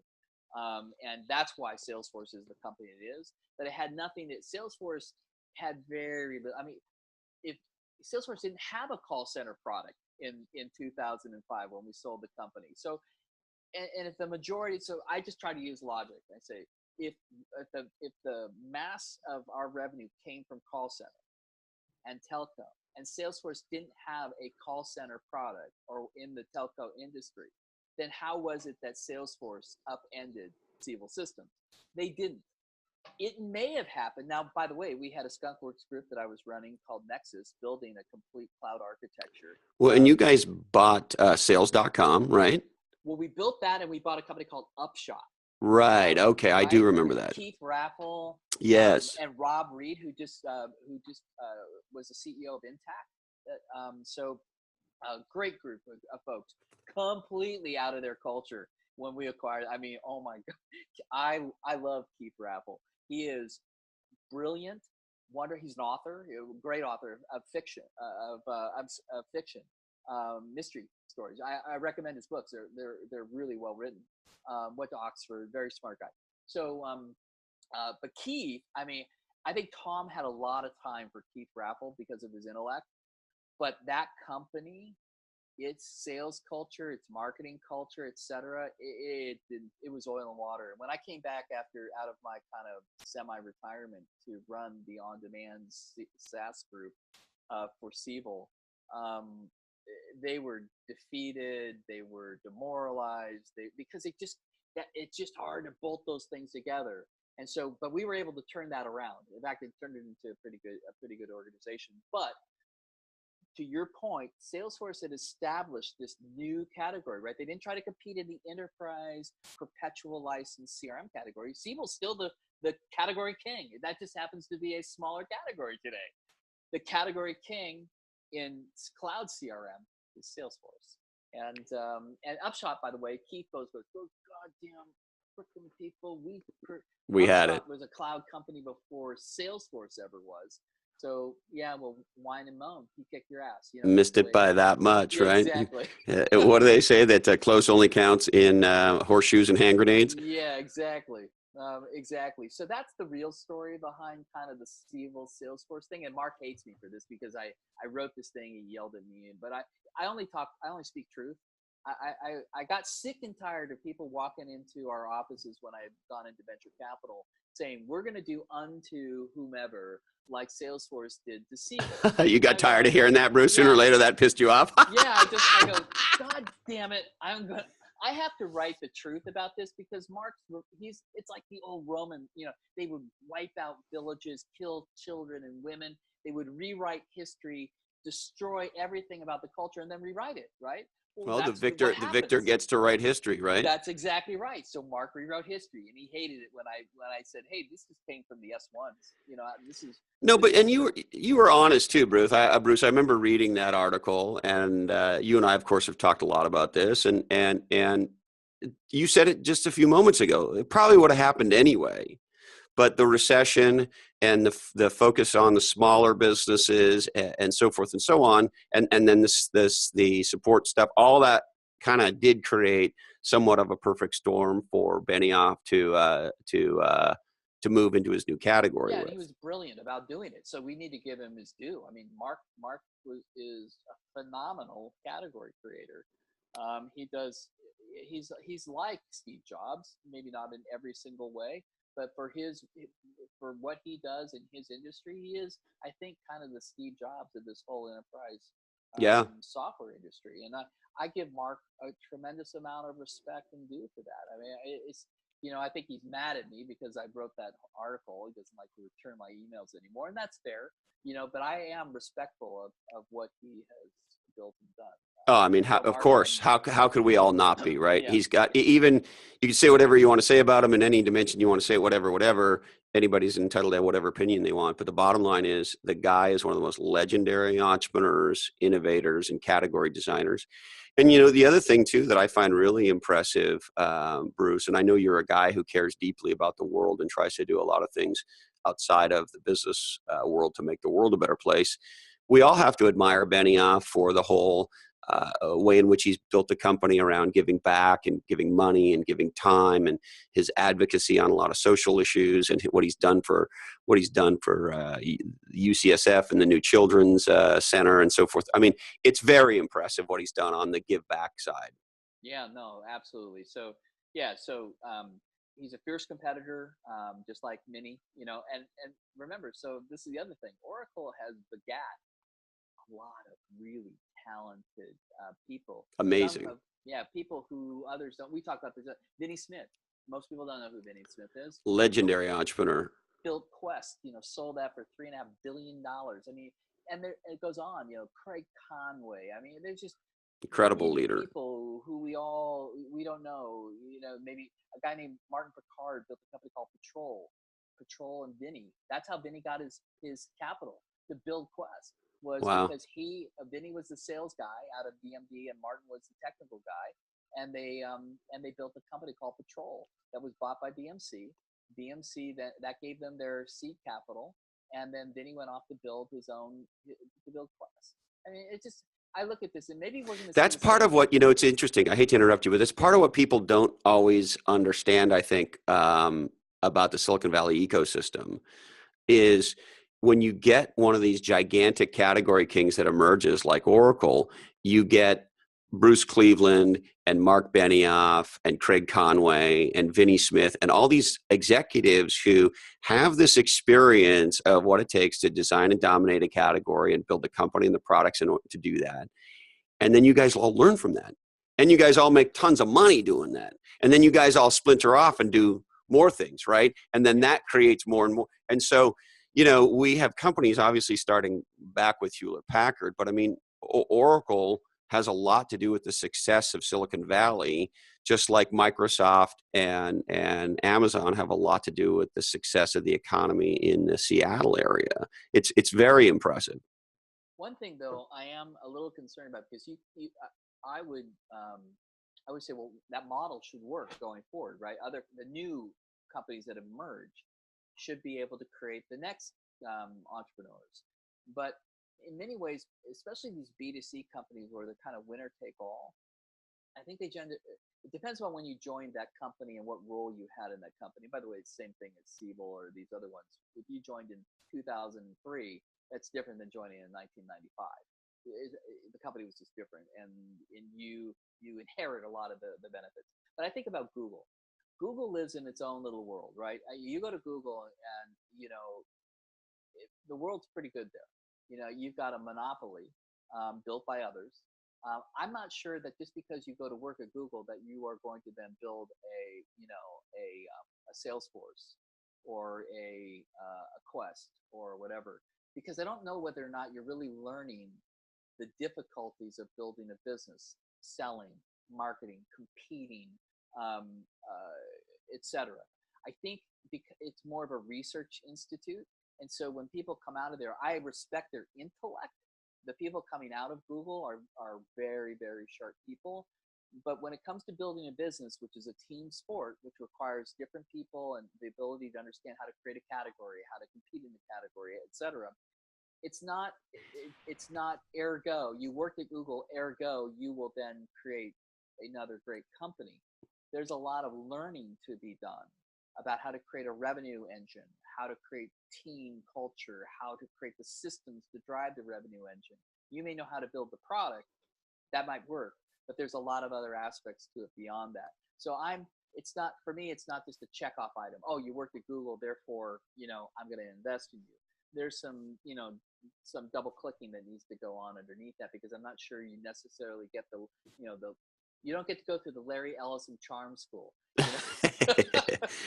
Well, yeah, and the other thing too is if you've been on that winning team and you have a giant category king that throws off cash with almost no competition and an incredibly big category like the companies you just mentioned, it's hard to tell, right? The category is pulling the product out of the company at such speed, and so you tell me if this is not fair, but I've heard others say things like, well, yeah, if you're a legendary person coming out of Google, Facebook, pick the company. We don't want to invest in you in your first go. You need to get baptized again to the real world. And once you're doing your second one, because you come out pretty arrogant thinking it's you. And then, of course, it's the fact that you were at a giant category king. And so do you believe that like a legendary person coming out of a company like that, you kind of want to see him fail and have the world punch him in the face a couple of times before you invest in them? Or is that overly simplistic? Yeah, I think it comes down to the individual. I understand why you would say that. To me, again, I got to double click. It's the individual that I look at and figure out, are they self-aware of these things? Maybe they worked somewhere else before Google, so Google was or a Facebook or any of these or Amazon or whatever. What I really want to do though is invest in the person who built those companies, built those Yes. categories. Yes. Unfortunately, most of those people don't need to work, or work that hard. Well, and But sometimes it could be hard to tell, right? Because what is it? It's success has a lot of fathers and failure has only one mother, or however that goes.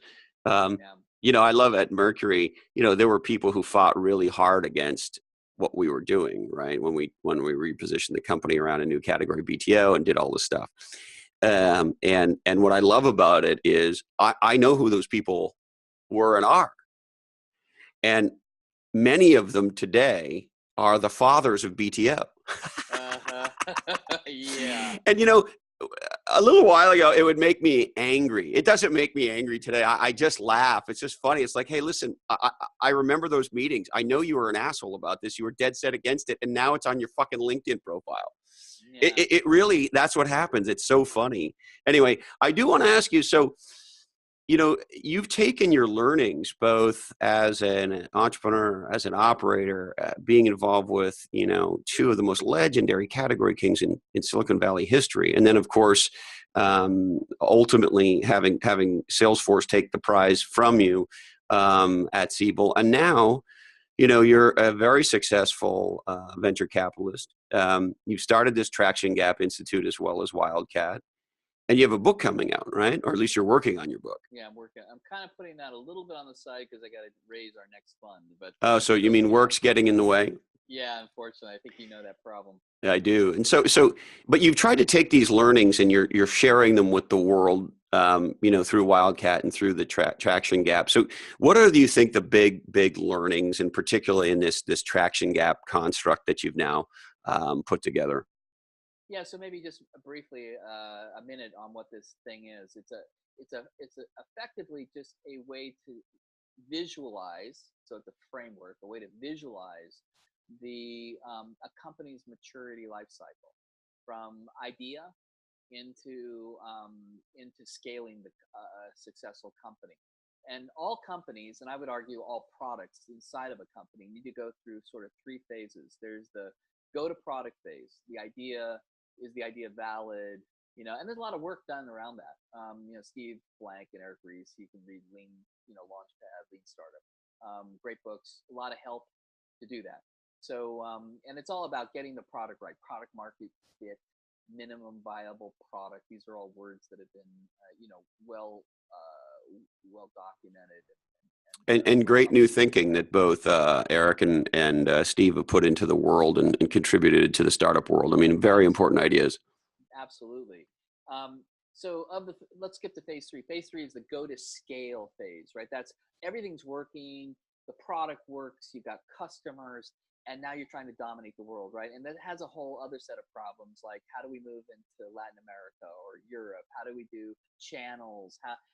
All these, comp plans, territories, lots of what I call first world order problems to solve if you're so lucky to get to those Yeah, these are the positions. problems we dream of solving as an entrepreneur. Exactly.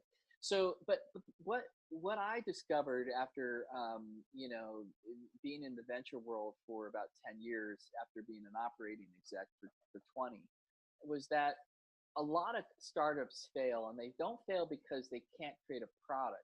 They fail primarily because the team that's built the product really doesn't have any skill, any experience in taking that product into the market. They don't know how to do it. They don't know what to say. They don't. They try to hire a salesperson or a marketing person. They don't know really who to hire. They don't know. They never ran that function.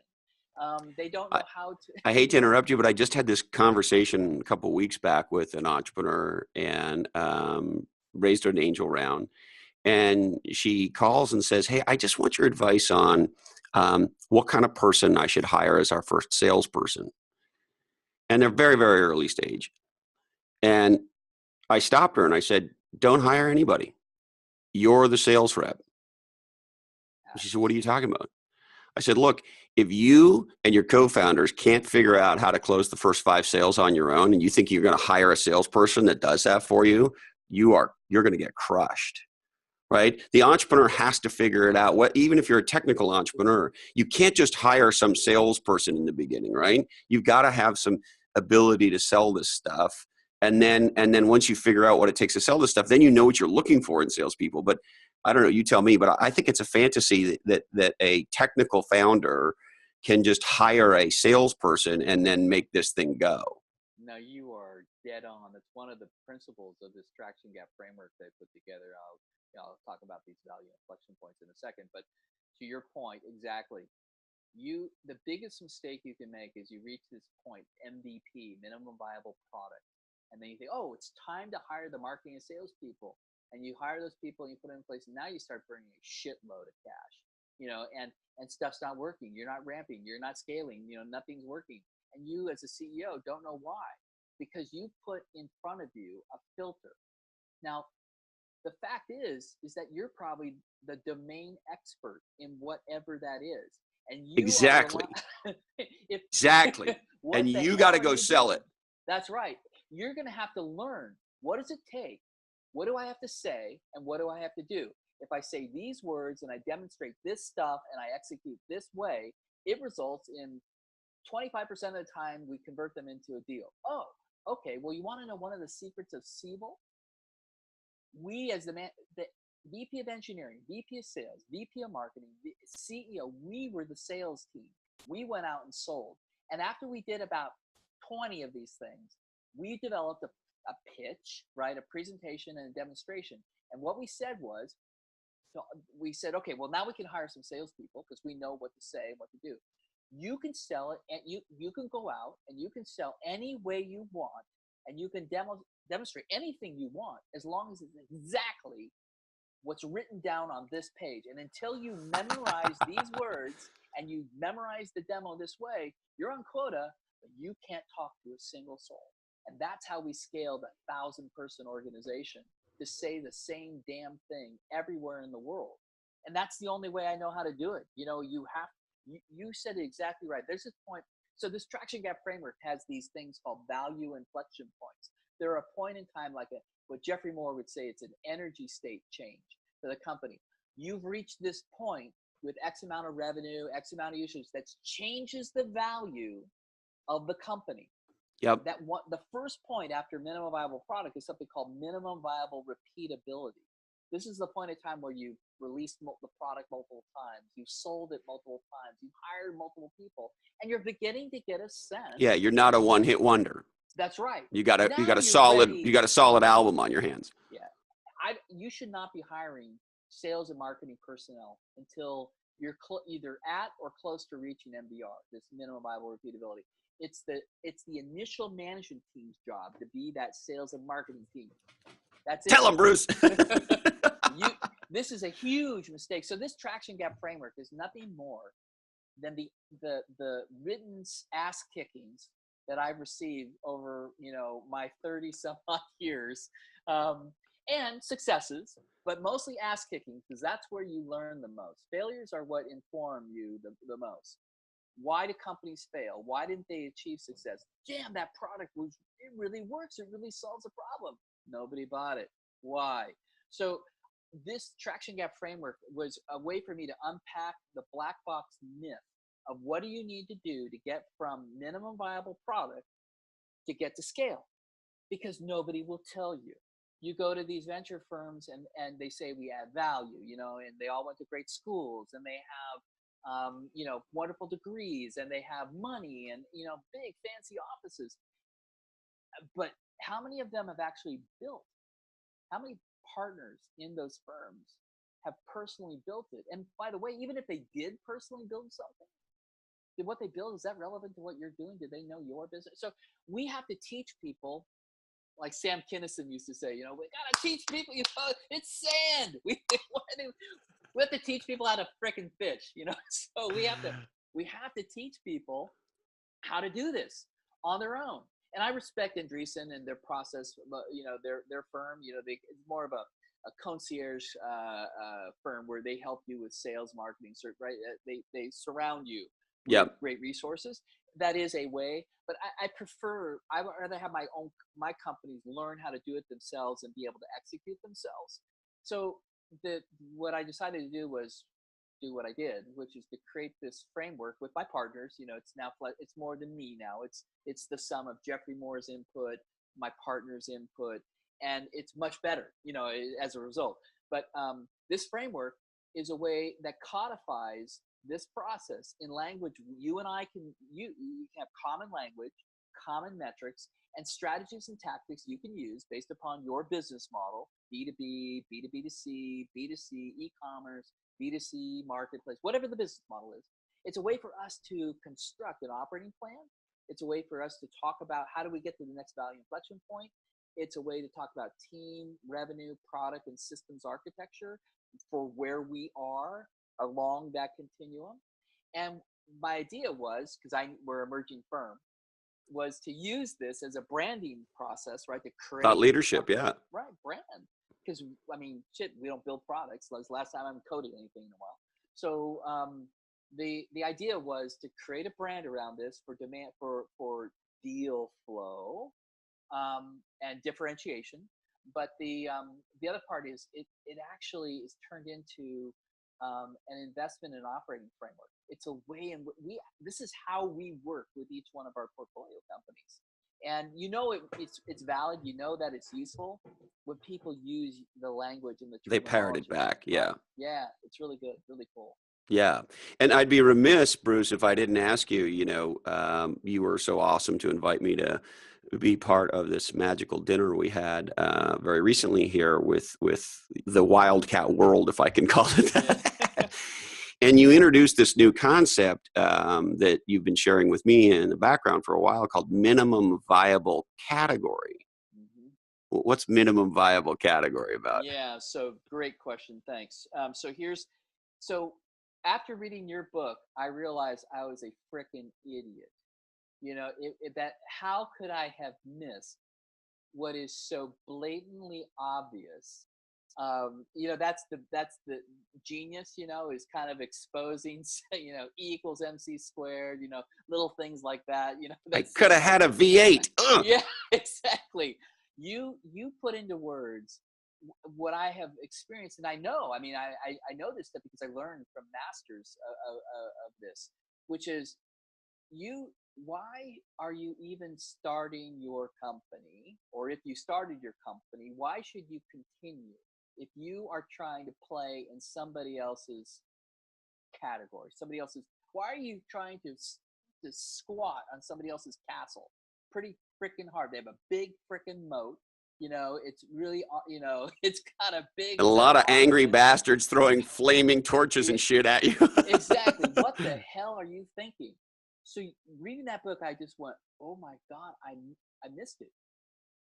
Right after you have your great new idea that's going to transform the entire world and turn you into this multi-billionaire, right after you get that idea, okay, your next thought and the next actions you need to take is what the fucking category is that you're going to compete in? What are you going to build, or what are you going to redefine? I mean, I think you can redefine categories too, but Absolutely. I mean, the Salesforce automation category was moving and developing and had a, if you will, designed already to it when you launched Siebel.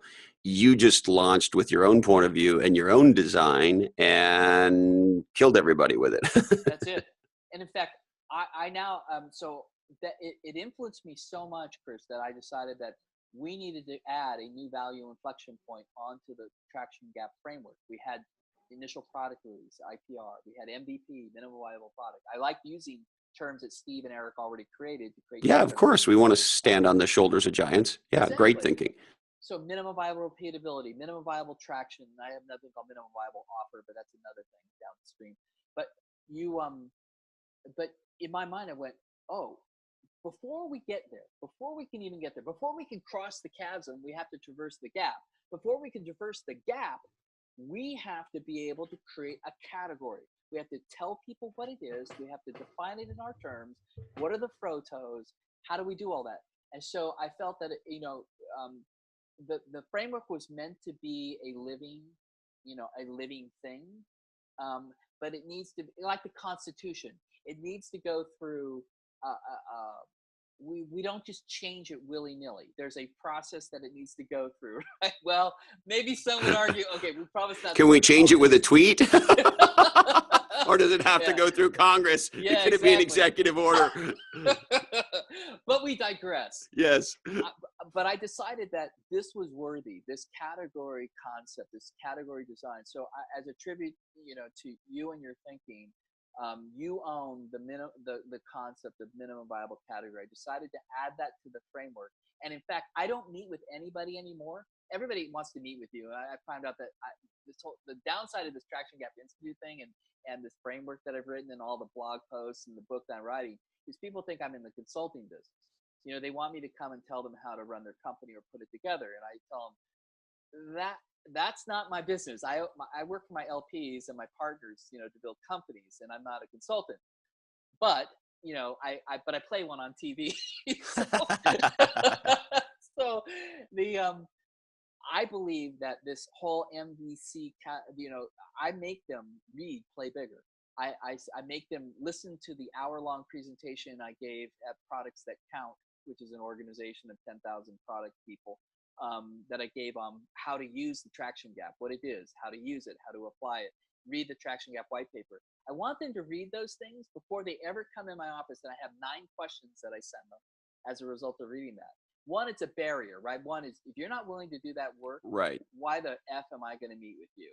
So, if it's not and I've had people tell me, hey, I'm not reading that shit or what. Okay, great. Well, I'm not investing in your company. Good luck. Um, the second part, Yeah. if you, right. And if you do read Yeah, it, look, this may sound terrible, but I'm a bastard about that too. It's like, what I say to people is, the truth is, whether you realize it or not, if you want to talk to me, what you want to talk to me about is this thing called category design.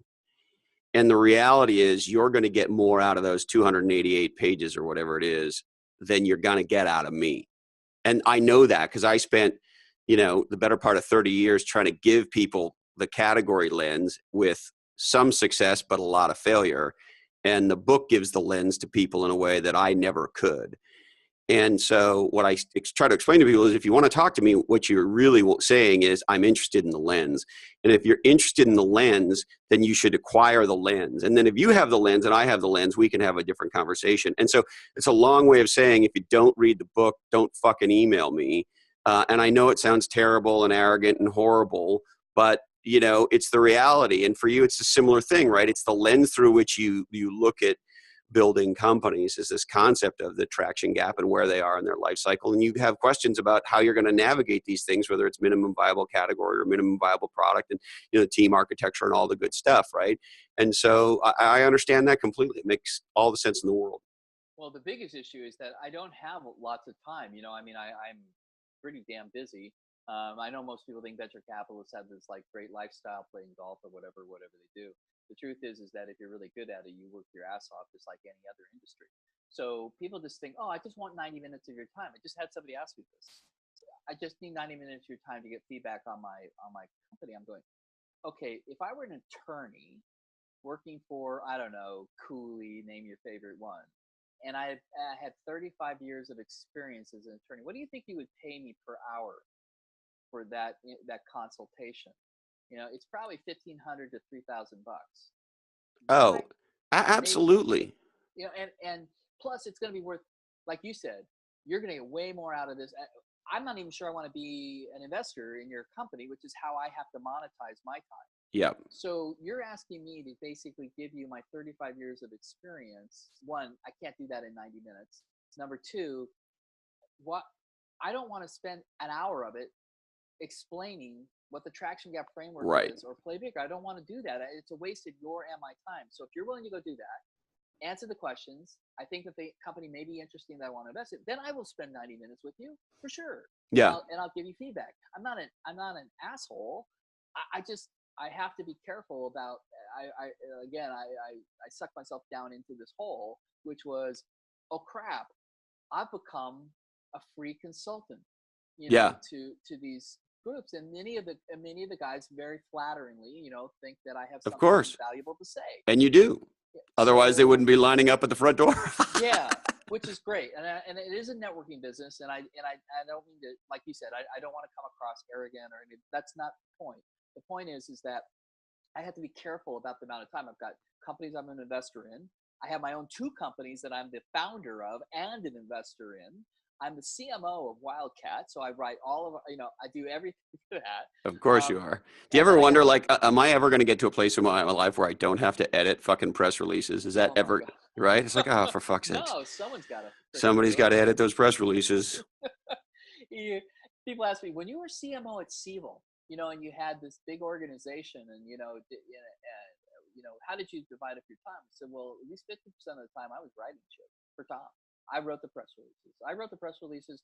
You know, I edited for grammar, spelling, Yep, things that my mom was an English professor, so it's an unfortunate side effect of that. But I had to do all that work. They thought, you mean when Siebel was $2 billion, you were editing press releases? Yeah, fuck I yeah, I not just was. edited them, I wrote them. So Who do you? Yeah, the and like, who do you think writes the earnings call? yeah, yeah, Yeah, exactly, like the chief marketing officer of the company sits there and writes the earnings call. That's what happens. exactly. You're I mean, exactly to right. your point, right? There's certain things that you're never gonna relinquish. Something that goes out to the world from your publicly traded category king company that's worth billions of dollars. you're the head of marketing. Yeah, you're gonna ask somebody. You want to know we're using the right there and. So here's a big problem for me. What do you think about this?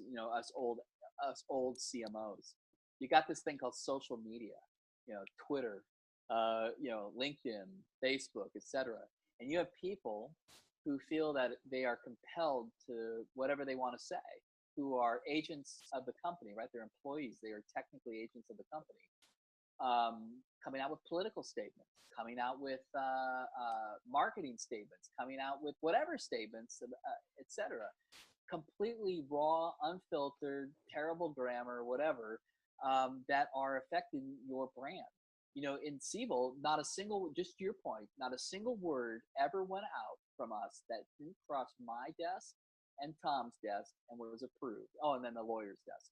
So the issue today is, oh my God, it's a sieve, right? It's a sieve in every corporation. It's a sieve in our White House. It's a sieve in every aspect of our civilization. How do you control your brand when you have no control over your brand? Yeah, I love it. And I think it's a blessing and a curse at the same time. And I actually think it's more of a blessing. The first thing that I learned this a long time ago, there's no such thing as an internal communication. So Mm-hmm. let's not be retarded about that. Okay. And we see that in spades today. So don't be confused that it's on your intranet or whatever. No, everybody tells somebody, all you need is one forward to Gmail and you're done. Right. So That's right. there's this whole notion, and it's also why I believe, Bruce, that CMO should have internal comms as well. Mm-hmm. There's one person, ultimately, one throat to choke on all communications. And then I think we have to teach our employees, and I think we just have to teach them, and then we have to trust them. And if they do dumb shit, they get fired. And if they do smart shit, they get rewarded. I don't think it's any different. Look, we trust our salespeople to go out and talk to Yeah. hundreds, if not thousands, of people a year. We trust our product managers to go present and out in the we trust our people in the world anyway. And so, but here's the thing: they need to understand, right? A, you can't unring the bell. Right? No. That digital shit lives forever. So before you press send, it's on the cover of the Wall Street Journal. How do you feel? And B, we have to be careful about, intermingling our personal and our business, because the reality is, even if you're a mid-level to, junior level person, at some level, we're always representing our companies, right? That's And right. we as employees need to be taught about that and reminded about that. And even if you have a thing on your Twitter that says, "Oh, my tweets are my own," if you come out and say something really stupid, you may hurt the company. And so you got to be thoughtful about that. No, I And I think think you're as right. CMOs, we have to train people. I think that the flip side is, here's the really cool thing. How many people were you at the height at Siebel? About 9,000 people. So imagine now you're sitting there as the CMO of a 9,000 person company, and you're preparing, what we would call a lightning strike. You're going to go do something really powerful in the market, and you prepare, I don't know, I'll make up a number, 3 tweets or social media shares over a course of 3 days that you want every employee to share on their networks. Now, all of a sudden, we have 9,000 digital evangelists for us if we can enroll them in that, right? And they have LinkedIn networks and Twitter networks and Snapchat network and da-da-da-da-da. And so I view it as a very exciting time, because we can mobilize the company and do things as a digital army, if you will, that Yeah. you and I back in our CMO days could never dream of. So is there risk about people doing dumb shit? Sure. Can that get away from you faster than it could in the old days? Yes. Mm-hmm. But I think if we train people, we hire good people, we trust them, and then we enroll them in building the category in the company, we can have an unbelievable digital army. I absolutely agree. And I think, but it does put the onus on us as the executives of these companies to ensure that they know our mission, that they can recite it word for word. They don't create their own mission. They don't create a separate point of view. No freeform jazz, man. No, yeah, no, none of that. That's Right? When you go see the Rolling Stones play, you want to hear Satisfaction, Jumping Jack Flash, and Sympathy for the Devil. You don't want to hear, I don't know if you remember Spinal Tap. There's this part of Spinal Tap where they're trying this new artistic jazz, freeform jazz bullshit. He's like, oh, now all new direction. And they play this horrible bullshit improvisation crap all of the whole time, right? Like, no, we don't want to hear that. We want to hear, exactly right? And so everybody, pay for that. the whole company needs to be able to go, and there's no like, you play exactly the solo exactly the way you're supposed to. Absolutely. And I don't see companies with that kind of discipline. I think they mistake. They think that they're being heavy-handed by trying to push this down. And I look at it and say, no, it's the same thing we used to do with, we would call it media training, Yep. right? We would put a certain group of people through media training, learning how to talk to the media. Now I think, to your point, everybody is a brand ambassador, a digital brand ambassador. We need to give them digital media training, and they need to go through it, and they need to be able to recite word for word, just like we did at Siebel. You can say it any way you want, as long as it's exactly like this. And just remember, you can't unring that bell. Yeah, exactly. So yeah, great points. Yeah, it makes it interesting. I'm faced with this with my own company and that I created, and where I'm also the CMO, and I've been smart enough to hire. You really need some more jobs, Bruce. Yeah, well, hopefully, I think that there are really great people out there who can do these things. I am a little concerned that there's no training. There's no school that you get an MBA and you come out of Harvard or Stanford. Those are fantastic schools. I wish I could, Yeah, be so right. lucky to be able to get into one of those things. But the truth is that coming out of there, um, you are not prepared to be the head of marketing of something. You are not prepared to be much of anything of something. You have some great underground, an undercarriage of academic understanding, but that needs to be then molded. You're a white belt. Yeah, Don't be confused. Yes, exactly. You now get to go on the mat. That's your reward. And you should find the great if you want to be in this profession, which I think marketing, it's been I was all about engineering when I initially started out, and now I'm all about marketing, because to me it's the confluence of engineering, sale. It's everything together. It's the most difficult, I think, and most interesting jobs that you can possibly do. But you need to really associate yourself with a Steve Jobs or a Mark Benioff. You need to find those great talents out there and be an apprentice.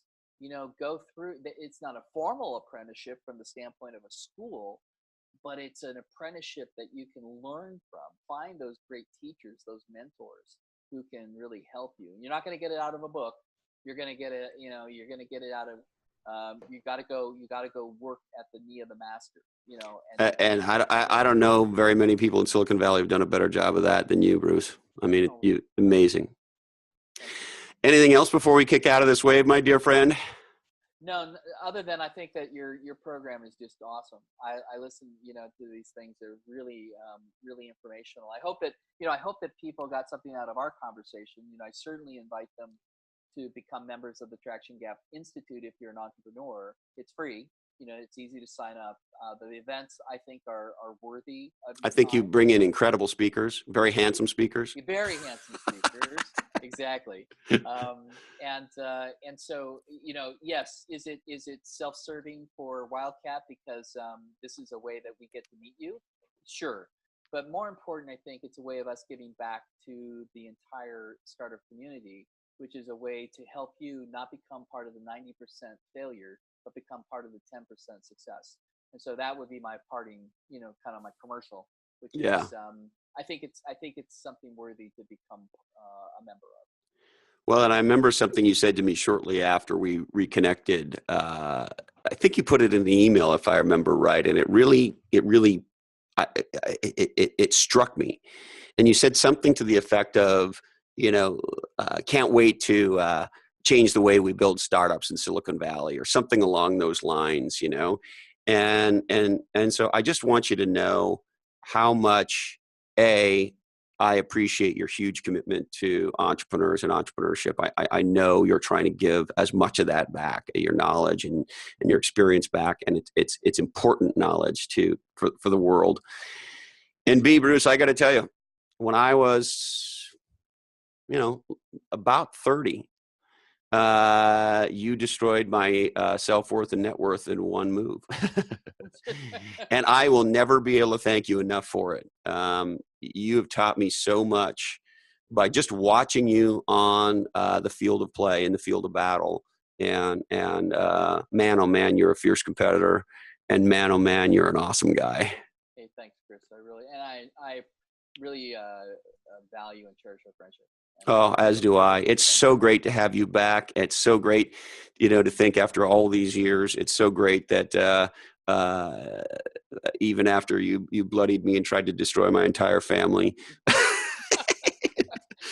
I respect the shit out of you. I love you. I'm so glad we're together on this mission to try to make a difference for entrepreneurs and make a difference in Silicon Valley as kindred spirits. And I can't thank you enough for your time. People are going to love this conversation, Bruce, because you're an amazing guy. So thank you so much. All right. Thanks, Chris. Talk to you soon. Be legendary, my friend. Ciao. Wow, wow, wow. I'm so glad to have had that dialogue and most importantly, to have Bruce back in my life. It's very cool. And I've been dying to share this conversation with you folks ever since he and I had it, because I think it's going to make a difference. So if you know somebody who you think this dialogue with Bruce will make a difference to, why don't you share it with them right now? And we'd love it if you checked out legendsandlosers.com. We have a brand new website. It's very cool. We have this very cool new episode selector, so you can type in your areas of interest, your categories, and the recommendation engine will spit out some episodes to get you started. All right. We would like to thank Wildcat Ventures, helping legendary entrepreneurs navigate the traction gap and win at wildcatventures.com. HarperCollins, Instant Classic Play Bigger, how pirates, dreamers, and innovators create and dominate markets. Pick it up anywhere you pick up legendary books. Makes a wonderful present for business people and budding entrepreneurs in your life. Equity Directory, connecting startups to the talent and resources they need to build a legendary business at equitydirectory.co. NetSuite, #1 in cloud ERP. Check us out at netsuite.com. OneLifeFullyLived.org, the nonprofit that helps you dream, plan, and live your best life. Check us out at OneLifeFullyLived.org. Spiro, the sales app for salespeople who like to make money.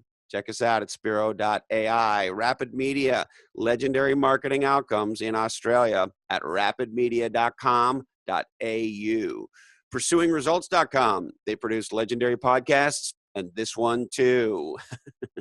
I don't know why. That always makes me laugh. InterviewValet.com. Podcast interview marketing. If you're a thought leader, you're a business leader, you're an author, get your leading thoughts on leading podcasts at InterviewValet.com. Disrupting Digital Business, the must-read book from our friend and multi-time guest, Ray Wong. Disrupting Digital Business. Tahoe Truckee Homes. Matt Hansen and the team, they make your Tahoe dreams come true. If you want to live up in Tahoe, you want to have a vacation home up in Tahoe, check them out at TahoeTruckeeHomes.com. WWF, because our planet and wildlife matter. We only got one planet, best we could tell. WWF.org. And Doctors Without Borders, you make a donation and we make a difference in the scariest, most dangerous places on planet Earth. We would like to remind you that this oddcast is a sole property of the Legends and Losers Oddcast Network, and we would love you just a little bit extra if you shared the shit out of it. We must remind you that all rights do remain disturbed. In the event of a water landing, Legends and Losers can be used as a flotation device. And we must tell you this oddcast was produced in a studio that does contain nuts, but is never tested on GMOs. Listen to David Bowie. Johnny Cash was right. Support your local venture capitalist. Hey, man, that suit is you. And in the event of a 4-hour erection, call someone you like. Love you, Mom and Dad. Thank you, Dandy Candy. And hey, Colin, this oddcast really ties the room together, doesn't it? Today, our deepest apologies go out to Justin Bieber. Sorry, Justin. We just ran out of time for you. That's it. Hey, thanks for investing part of your life with us. We really appreciate it. And we'll see you again soon on another episode of Legends and Losers.